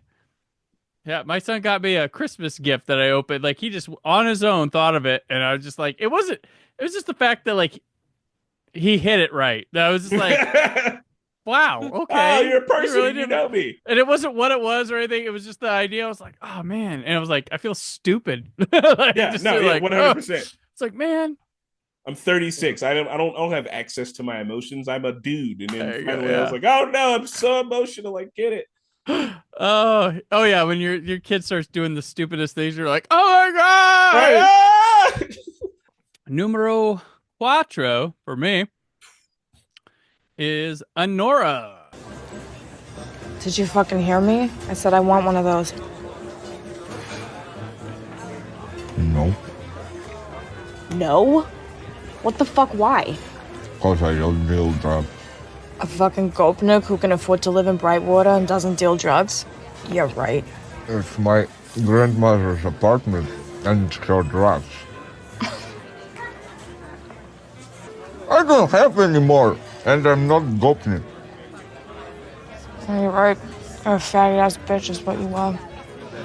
Hey guys, have you seen this guy today? Что такое фолитас bitch? Ёбаный пидор. Yep, what he said. Ooh, have not heard of this one. Please. You haven't heard of Honora? No. Saw the buzz with starring Mikey Madison, Sean Baker's new movie. Have you seen Tangerine Dream, The Florida Project, or Red Rocket? The Florida Project, yes. Okay, so this is this guy's latest film. Okay. He does a lot of films about like sex worker people, and this one is about a stripper that ends up hooking up with this Russian kid, and his parents are these high important people in Russia or whatever, and that she ends up they get in this Vegas wedding, things spin out of control from that, but like the one thing they didn't sell this movie on that they should have is how fucking funny it is.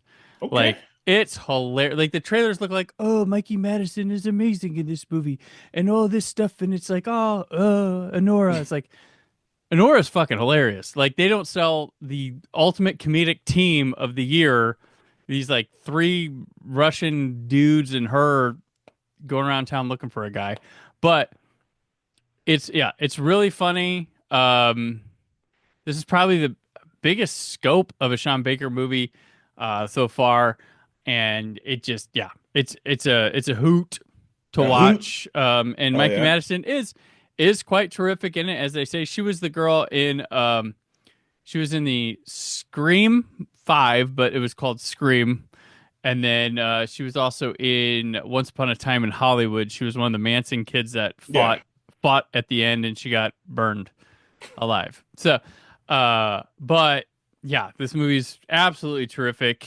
It's a fun adventure to watch, and just unpredictable, and I laughed really hard in the theater watching this movie.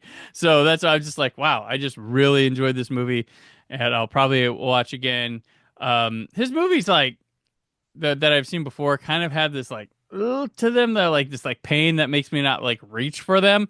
But this is one of his that I would probably reach for again. Pretty good. Okay, because I feel like I saw the Florida Project. Yeah, like, I don't know that I'm gonna watch that again. But so by the way, Florida Project. I once stayed in Orlando in that area, and then I watched that movie. Like, yep, this is probably what happened. So that's about right. And then there's a story I just saw of a woman who a pizza delivery woman didn't like the tip she got and stabbed a pregnant woman 14 times. Happened in Kissimmee, Florida, where that Florida Project area happens. Kissimmee, my family lives there because they work in Disney World. It's like right next to Disney World. Kissimmee's great. Yeah. Is it? No. Okay. Orlando's kind of fucked. yeah. Orlando is a shit. If you get away from the park, like stay at the parks. Stay at the parks. Like, you know how much it costs to live in Orlando, and apparently, even though the parks are there, no one's making enough money, so housing's a problem, and people apparently go around stabbing people. Like, yeah, man. Yeah, no, like my wife and I. So we went there for our honeymoon. We went like the year after we got married, and we didn't have a lot of money and stuff, so we didn't stay at the park. We stayed at a motel around, so I'm gonna just drive to the park every day. We're like, let's go check out like a local restaurant, maybe a bar that night. We went to 2 bars and quickly wound up just hanging at an Applebee's. Damn. That's how bad it was. We were like, yeah, we're like looking at the people that were at these. I was like, nope. Now we're going to Applebee's. We're going to eat good in the neighborhood. We're out of here. Yep, we're gonna get some of your finest deep fried things and microwaved sautés and whatever corporate beer you have on tap, and we are fine for the night. Thank you. Yeah. So, yeah. But yeah, Honora is terrific. And so is the Florida Project. So if you've never seen any Sean Baker's movies, but Honora, that's definitely his with the most probably like easy to rewatch. Sweet. All right. Am I on 3? Because we are on number 3. Holy crap, for real? For real. All right, I got my Connor for real. I got my top three, and I guess I'm just trying to figure out which way to order them. You know what? Oh, I'll have to do some honorable mentions, but All it's right. fine. I'm gonna do my top three this way. Okay. Starting off, my top three is gonna be uh Quiet Place Year One. Oh, okay. Yeah, this is a good one. Quiet Place Year One was absolutely amazing. This is going to be a stretch, but stay with me for a minute. Reminded me a little bit of Melancholia because it's about a person who is essentially terminally ill in an apocalypse, and I think you move differently with that, and so you get to see emotions and actions that you can recognize as being human, but not being super typical that you would take. If that makes sense. Yeah. Yep. But yeah, I loved it. It was quiet. Obviously, it's a small-ish movie, but like when it gets big, when the monsters hit, they really hit, but they don't focus on that because A Quiet Place, which I think A Quiet Place 2 fucked up on about, is like it's kind of supposed to be like these. I don't know. Quiet Place 2, I thought tried to do like that intro scene's really good, and the rest of the movie is kind of like this epic. We're gonna save everything, and anyway, this one was really good. I liked it a lot. You put a cat in the movie. I'm fully here for that, and it was just solid movie. Yeah, no, Love the characters. real fun. It's like three. See, I liked two quite. I think I might like two better than one, but no, I get what you're saying with stuff, but like I like the handshake with Jaman Hansu in the beginning of it, and this is just I like that this is its own little anthology tale Yes. that also kind of furthers the mythology slowly. Like they don't need to hurry up and tell us things about these aliens that or whatever they're doing. Just reveal just they can do this now, or there's these other ones that do this, or when you find him here, this is what they do. Like just little things, just yeah. Did you see the first Purge? Yeah. Not the first Purge movie, but the original Purge. No, not the original Purge, but the one that's called it's like the first Purge. Yeah. Okay, just because they named him this way. I'm just trying to make sure we're talking about it. It's kind of reminded me of that. It's like, yeah, tell me you can give me stuff that exists in this universe without giving me because Purge is an anthology series, and I felt like that one was like, oh no, this is interesting about how this got started because it took all of the internet ramblings about how the Purge would never work and was like, yeah, no, we put that into the movie, and this one is like, well, let's just discuss what it would be like because that was the best scene. No offense to anybody who fucked with the second one, but the best scene in the second one is like when shit's hitting the fan. It's like, yeah, let's take that moment again, but expand it into New York, but it's just also like centered on this one person and like them going through it. And like, yeah, I liked it. It's sad, but it's good. It's emotional. I don't know, man. It's a good movie. So I just like to play. And Lupita kills it. I mean, come on. Lupita is a major star. Like, and I love how she's not in stuff all the time. She picks, she chooses, and it's always an event when she's there. And she did the new Christopher Nolan movie, which is The Odyssey now that we know. So that's gonna be cool. Yeah. So I was gonna like, I don't know. It'd been weird talking about it without mentioning that Lupita's in it, but I feel like saying Lupita did really good in this movie is like saying, hey, you know that top tier actor that you love? They did top tier acting work, but I don't know. It's so. I won't say it's subtle. I don't know. It's smaller though. Yeah, she picks and chooses her roles, but she hasn't fucking missed except for the 4-4-3 or the 3-3-4. Oh, the 3-3-6, 4-4-1. You know what I'm talking favorite about. Someone, yeah. Woo! Yeah, I know what you're talking about. That movie's wild. Yeah. Yeah, a lot of good actors in there doing great. But anyway, so yeah. All right. Number 3 for me. Number 3 for me is one of those movies that you just see and you're like, oh, cinema. And that's The Brutalist. Okay. So this one is not readily available for anyone. Most about people, architecture? No. Well, yeah, it is about architecture. It's a unique immigrant in America tale, and it is just insane. Like it's shot 70 millimeter. It's gonna look great in IMAX. For IMAX stuff, and just.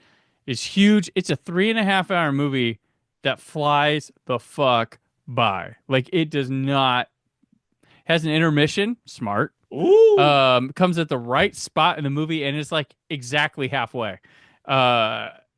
Adrian Brody is sure to be an Oscar frontrunner from this movie.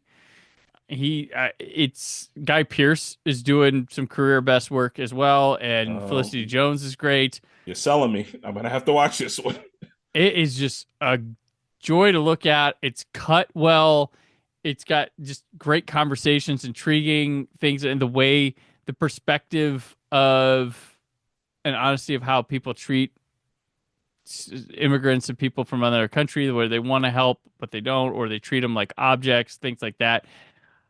This one and the movie I had up in my top 20, um, which I killed me to not make my 10 because I want to talk about it more. The Nickel Boys, um, really give awesome perspectives on what it might feel like to be that person.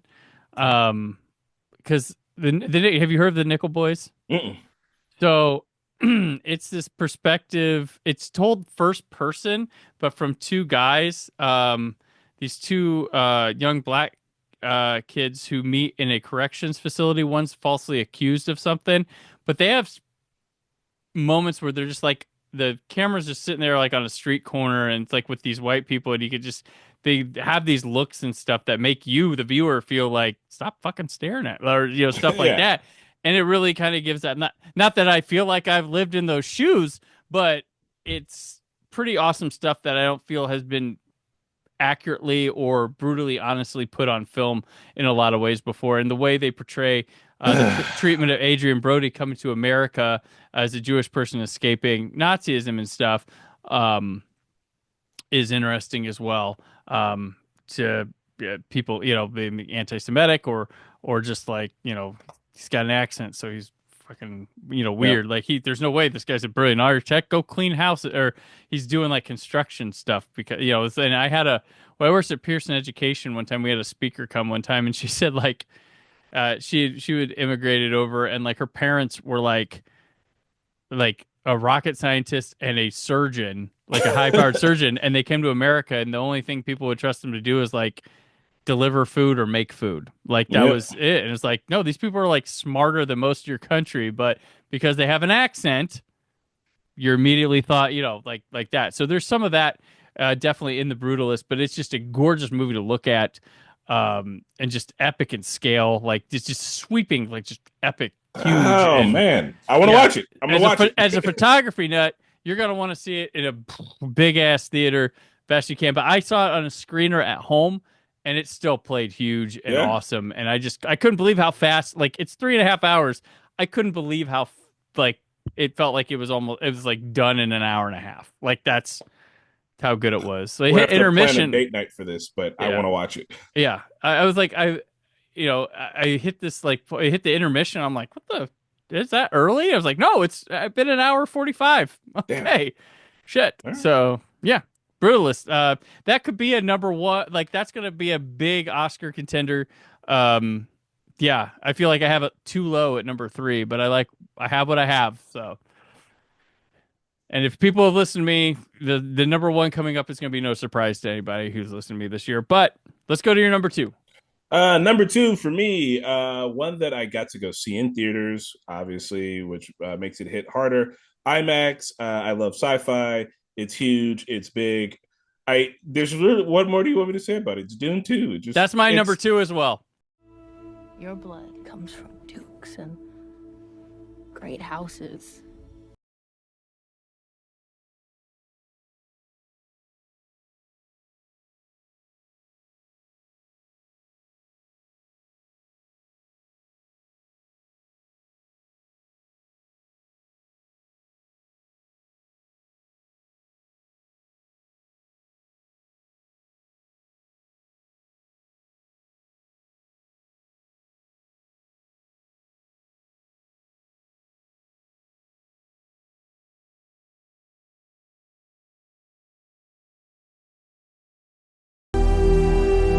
Come on, like we shared it. We shared number 2. Dune 2 at Dune 2. 2. What do you want me like? I Yeah. feel like it's one of the like literally like. Have you not seen it? What more do you want me to say about it? It's huge. It's crazy. Here's the one thing that I want to say. I guess this will be what I have heard. So mild spoilers for anyone else who I have read Dune Messiah, so I know what's coming. So I don't know, but everybody's like, bro, he's not the guy. He's not who you think he is. And I'm like, what are you saying? Like, because I watch it, I'm like, oh, this feels good. This feels interesting. But also, I think did I say this last year? Did Dune 1 come out last year? Dune 1 came out 2 years ago. But they're like it's kind of a story of like a white savior, and I'm like, yeah, but also it's not that. It's you don't know what it is yet. It's gonna get wilder. Like it's so everyone's hyping up what the future's coming for, but sitting in the moment and watching it, it's big, it's epic, it looks crazy. That first scene where the Harkonnen are like weird float flying, they somehow took a thing that we've seen on screen a bajillion times, people flying, and made it look sci-fi. Like there's a lot to be said about that. Like it's dudes on wires. You know what it is, but it's like, oh, they're moving too smooth. I've never seen shit like that. It doesn't look like they're trying to fly. They're just doing it, and it's weird. And you get that other one where they're on Gady Prime, and it's like reverse colors, infrared. Yeah. What the fuck am I watching right now? What's happening? It's funny the that sun's black, and it's just crazy. It looks.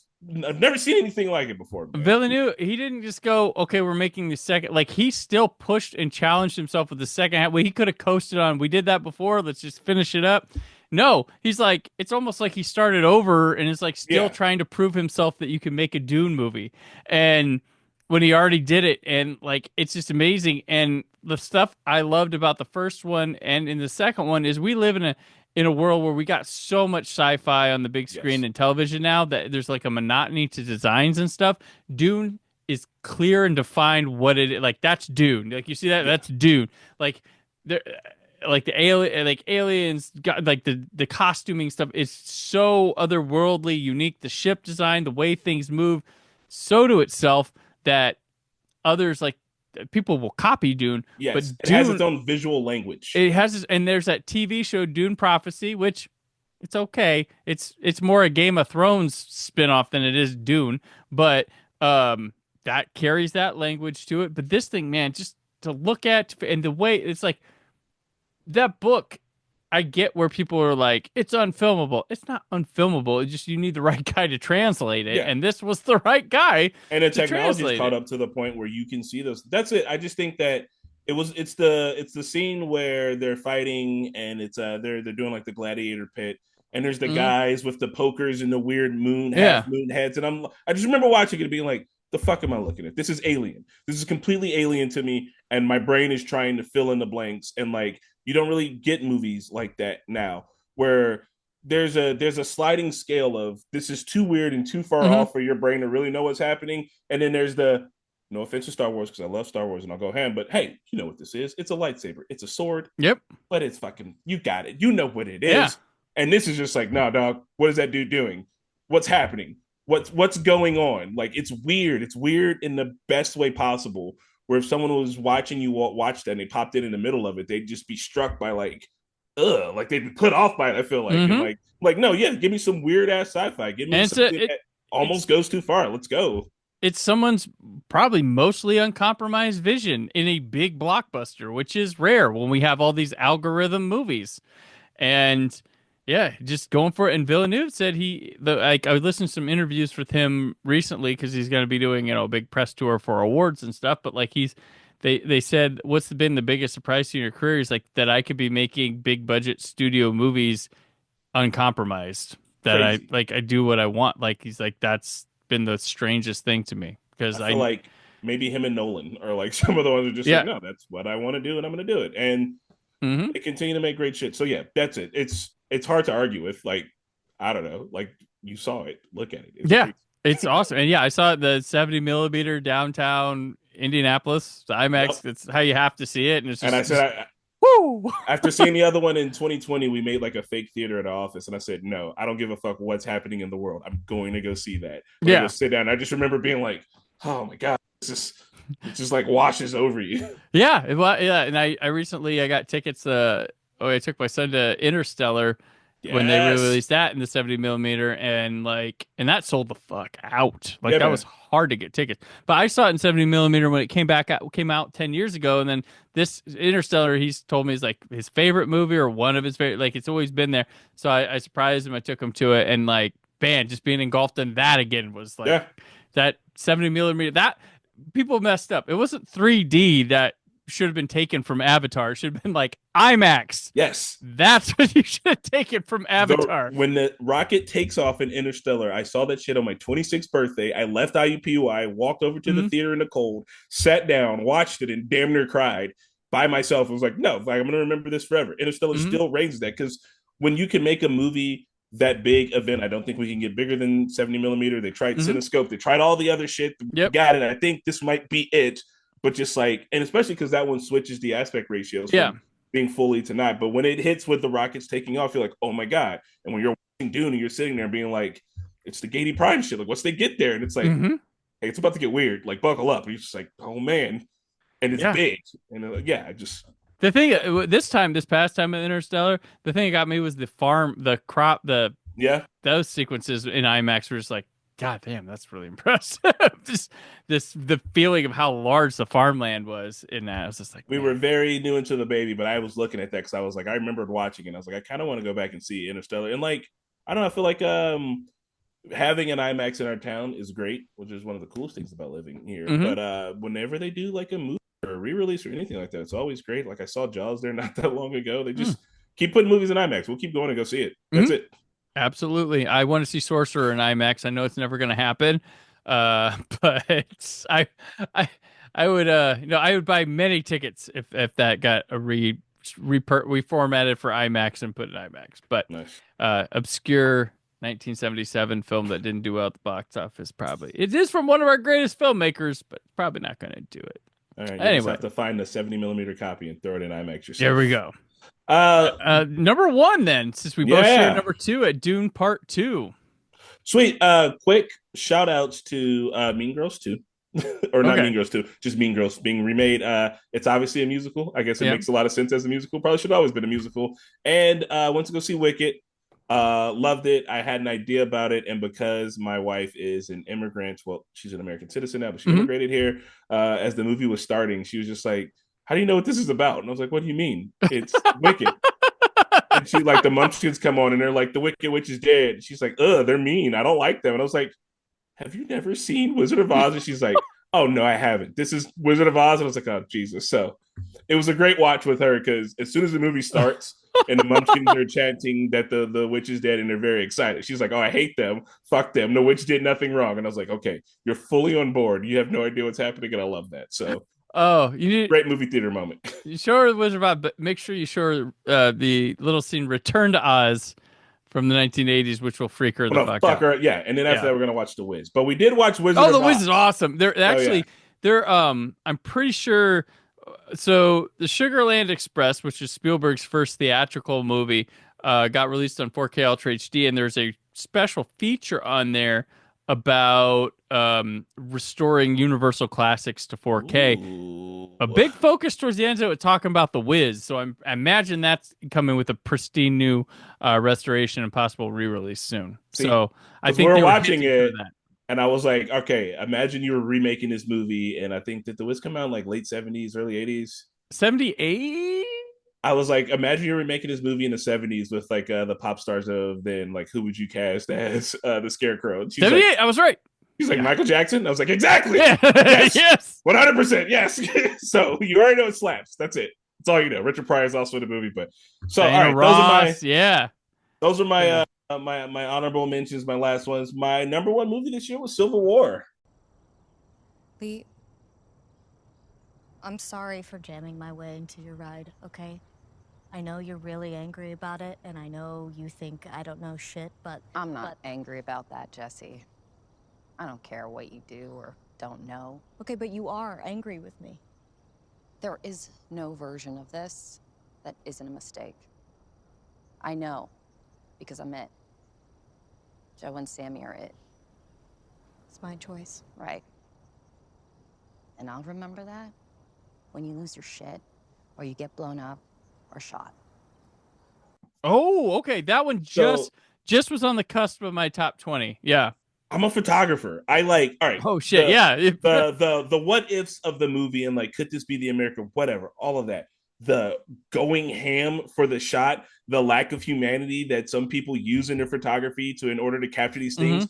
And this also made me want to watch Lee, but I haven't seen Lee. But when Lee in the movie is like, I thought that I was filming all this shit abroad so that people in America could see it, so that when I came back home, it wouldn't be like this. And here it is happening at home, and she's dead inside. I love it. I absolutely love it. I was like, no, I'm here for this.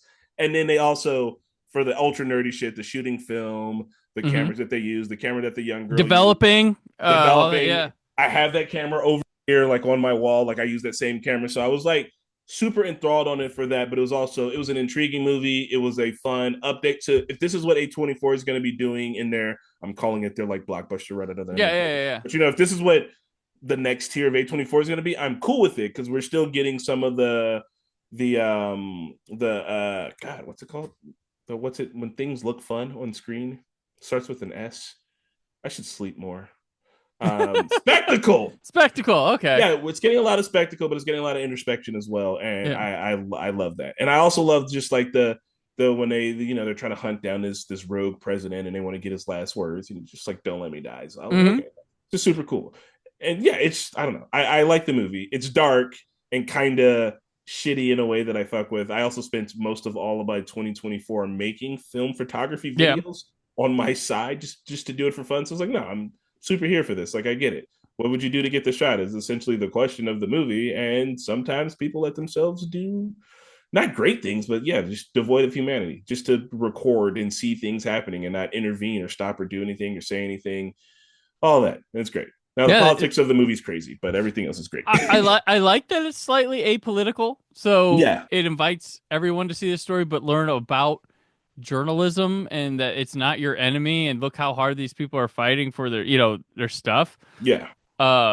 Just to get like a simple shot or something like that, and the danger they put themselves through. And I like just like putting on the vests and all that time. Like that's nutty stuff. But I am here for this like renaissance of like Kirsten Dunst that's been going on, and like she's it's funny, she's always been great, but like we had this period, and yes, probably sexism in the 2000s when she was just getting shit on in the the tabloids and stuff for just being a teen girl. Like that'll get you in trouble. I go out and party, I date boys, I do and then like shoot her away, and like, oh, she's bitching because she didn't get paid as much as Tobey Maguire and all the and it's like, yeah, like she's an important factor. The movies were like Franco, Maguire, and her, like there was a trio. But I mean, like, she's Mary Jane, the second most important character in all of Spider-Man. Yeah. So it's like we lost a big window of where we could have had with her, but she's been doing some great stuff here. That Jane Campion film that she did in Fargo and Civil War, of course. Like, nice to see her leading a film, stuff like that. And Civil War was quite good. I took my wife. My wife wanted to see that one. So I was like, okay. You get a lot of movies with like the reluctant father figure, but you don't get a lot of reluctant mother figures. I feel like in movies, you know what I mean? It's usually like people kind of, if you're the mother in a movie, you glom onto it, even if it's not your kid. And this one, it's like, no, like I'm like going to try to be your mentor, but I'm trying to keep you at arm's length.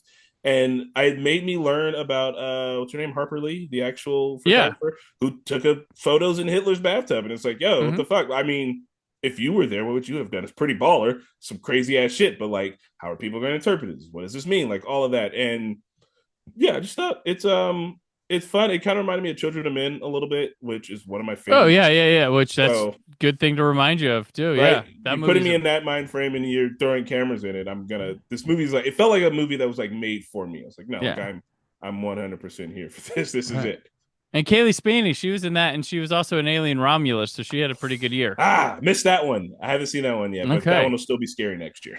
There you go. Yeah, fun stuff. So, okay, my number one, which I saw early, it's been my number one since I saw it. It's been for many months. I've preached to everyone to see this movie.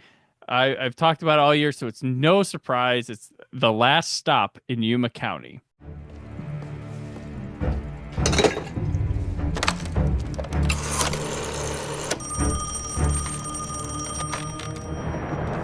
Sheriff's office. Hey, Virginia, is Charlie in yet? He sure is. One sec. Charlie! Yes, Virginia. Your wife is on the telephone.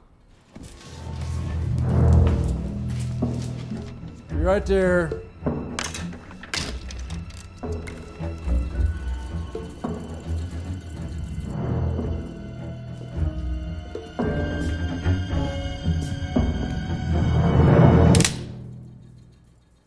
Hang up. Yeah. Damn it, she hung up. Well, it took you long enough to get over here. Well, what'd she say? Nothing. Well, let me know if she calls back. You don't want to call her back? No. Probably just calling about the AC.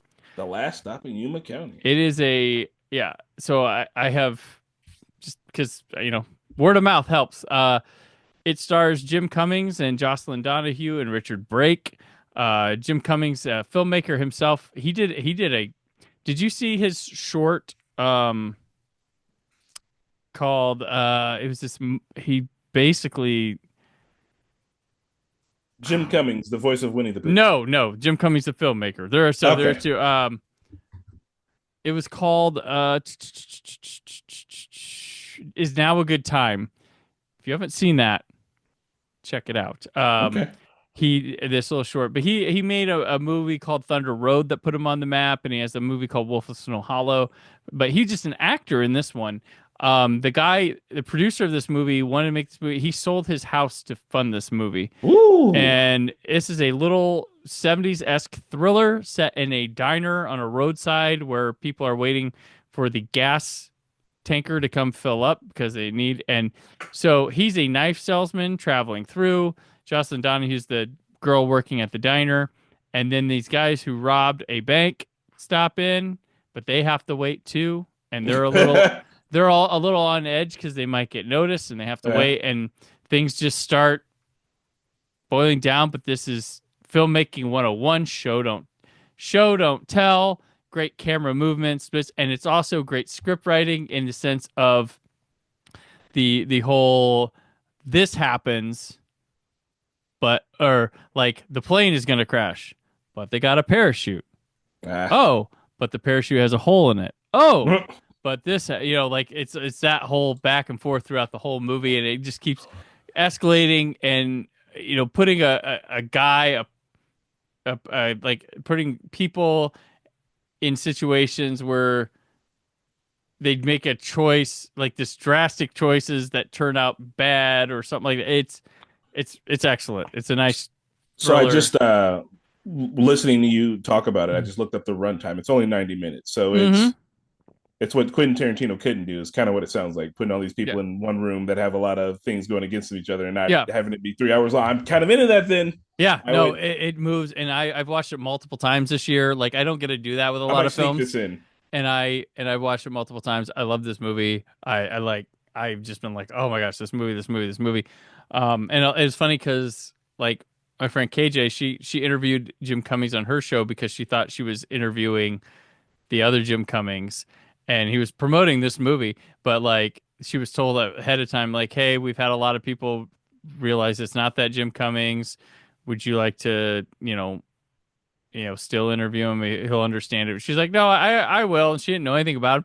And I was like legit the one person excited for her show. I was like, nice. She's like, you know who that guy? I'm like, yeah, I fucking know who Jim Cummings is. Like, you got your, and he was also in Halloween Kills. He was in the flashback sequence at the beginning of that movie. If people remember. If it wasn't for PopCon, I wouldn't know. I mean, I wouldn't know who Jim Cummings is, but I wouldn't know his name. And so when you said that, I was like, well, there's two Jim Cummings. This is the other one. The PopCon Jim Cummings actually walked in at the indie one last year. Like walked in on my live show randomly. Nice, because he didn't realize that curtain was not going to where he thought it was going. So he just like randomly popped out, looked up at me. I was like, hey, he's back through it like Homer Simpson in a. All right, so that is the top 10 films. Once again, I had Hundreds of Beavers, The Substance, Red Rooms, Fresh Kills, Furiosa, Ghostlight, Honora, Brutalist, Dune Part 2, and The Last Stop in Yuba County. Chris, what was yours real quick? If you remember? I've been deleting them off of my screen as I've been all saying right. Them. They were. His brain goes blank. That's it. All right. At least the first one was Civil War, I'll tell you. There was Civil War. You have Kingdom of Planet of the Apes. You had Beetlejuice. Yep. Deadpool, Wolverine. Yep. I had Inside Out. Kill. Inside Out. Kill. 2. Yeah. Dune. Dune. For your second one. There's some other ones in there. Some really good ones. Good stuff. Maxine. Yeah. And Challengers. And we're gonna say that's 10. There we go. Yeah. Any movies you are looking forward to in 2025? Well, literally the ones that you just said are like This happened last year as well, where I wrapped up my year with some of the movies that you had talked about. I was like, oh, those sound interesting. For 2025, I don't have any movies that I'm super excited about because of the way that my job works. All the new Gotcha. movies, I have to wait to watch them until. But what I am excited about for 2025 is finding a way to skirt around those rules. I'm gonna I'm gonna start a blog at work so I can write about new movies just so I can watch them as they come out. There you That's go. that's it. My plans are to redo my whole life so I can watch movies in the theaters the day of Thursday night. Back again. Gotcha. I of course, Mission Impossible: Final Reckoning. That's one of my franchises. Love those. Uh, Steven Soderbergh has 2 movies in the first 3 months. He's got Presence and Black Bag. There's the Avatar: Fire and Ash, of course, would be a cinematic experience to go through. Superman. I'm down. Holy just saw the trailer shit. for that. Yeah, no, Yeah. There's one, and I like that. We're kind of going back. Does James Gunn have the sauce? Is James Gunn just capable of a lot of? He's the best Marvel director. He's the best Marvel director. I mean, the Suicide Squad shouldn't have worked. Really did. Mm-hmm. So I maybe he like, can do it. He did it. Maybe he could do it. Sinners, the new Ryan Coogler movie. That looks good. Yeah. Mickey 17 finally.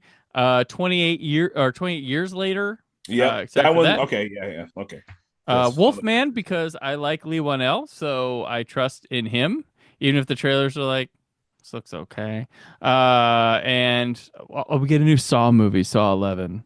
Ooh. Saw 10 was awesome, so it might be the best or second best Saw movie. So when did Saw 10 come out? I don't know if I've seen that one. 2 years ago. It's a it takes place between Saw 1 and 2. Nah, the last one I saw was Spiral, a Saw story. Okay, this is the one after it. So they brought gotcha. Tobin Bell back. They try to make him and they try to make people look younger, but well, because he's older now, he can look more like a cancer patient, I guess. So, but this one he goes to like Mexico for some like treatment and stuff, and yeah, it's it's awesome. But Saw 11, we'll see. So the guy who made Saw 10 also made Saw 6, which is like the best one. It's about the healthcare system and stuff, which you wouldn't expect that coming out of a Saw movie.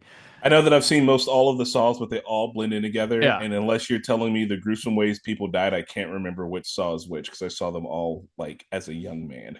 Gotcha. But Saw 6 had the kid from Family Matters, was it? The guy, the not Urkel, but the son, Laura's brother, and like and they had the little like carousel that spun around and it would like shoot a shotgun. That's Saw 6. That one that one's about an insurance company that's all in the Saw thing, and the head guy because he denied Jigsaw his insurance back then. So weirdly poignant. Yeah, and this guy made Saw 10, which is another good one. So all right, so hopefully, but a lot of good stuff. Of course, there's films I don't even know about that I'm gonna love in 2025, which is always the fun of this.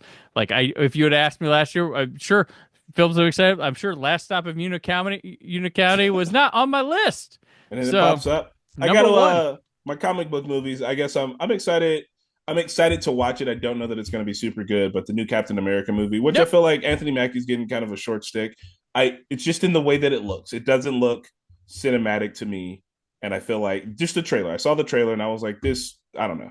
It's got like sitcom lighting, so I'm worried. But maybe I'm wrong, and maybe it slaps, and that would be really cool. And it's not a thing where it's like, oh, Harrison Ford chose to do this, so this has got to be no. Harrison's just. Yeah, he's like, bro, give me that check, doc. Yep, I'll show up. All right, cool, DTI my face, still voice, let me sleep, please. Yep. So we shall see. Thunderbolts could be. Thunderbolts will probably be fun though. Fantastic Four, I think, is going to be should be enjoyable. Yeah, I guess I'm trying to think. I don't dislike Pedro Pascal in anything. I finally saw the incredible weight of massive talent this year. Yeah. Okay. I feel like the cast of Fantastic Four looks like a whole. It's like how many people said no before you landed on this group? You know, like I like them all. Vanessa Kirby's awesome, but like was she their first choice? And Fantastic Four is cursed though. Cousin from The Bear is the thing. Like okay, so I don't know. We shall see the Robert Downey Jr. coming back as Dr. Doom and Chris Evans coming back. It's like, really, we're hitting the break glass in case of That's emergency. That and like my friends and I talk, like those things are merely a we want to win Comic-Con announcements like this year type thing. We'll see. I go to these movies, I enjoy them, but I want people to see other things. That's all. And That's my I'm thing. here for it too. I think after Endgame, comic book movies have been deflated back to being comic book movies. There's a couple of big like polls you have to see, like the Wolverine and Deadpools, but after that, like there won't be any more. Like I think we're ending this. You remember the thing with the vampires and the zombies? Like we're coming off all of that, and the pirates. There's a lot of pirates for a while, and now it's coming down. I got one movie thing that I thought of earlier this Christmas that I wanted to just run by you real quick. And it's that so like all of the Christmas movies that take place in Chicago are all in the same universe, right? Maybe. Chris Columbus keeps shooting things in Chicago. Christmas with the Cranks. All right. You get Jamie Lee Curtis. Jamie Lee Curtis is the mom in The Bear on the Christmas episode. Okay. So the Bear's in that same universe.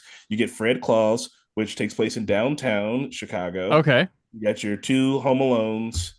And Blues Brothers also. Now, Blues Brothers doesn't do Christmas, but Dan Aykroyd is in Christmas with the Cranks, which is in Chicago, and he's in Blues Brothers, which is also in Chicago. Okay. So there we go. We've got an extended Chicago universe. Okay.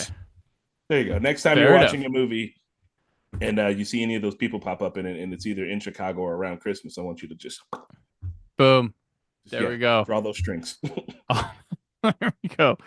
Hey, maybe some of the Breakfast Club movies, or the John Hughes movies from the 80s hit Christmas too. She's having a baby probably hits Christmas. I don't know. We shall see. Go. So that's see, I want you to be thinking that now when you see stuff. All right. Very Stick cool. with you. All right. So till the next time you're on here, Chris, where can people keep up with you? Hey guys, if you want to watch me and my friends watch and talk about movies and TV shows, you can find us over on The Normies. That's right. You can find us over on YouTube, The Normies. TheNormies.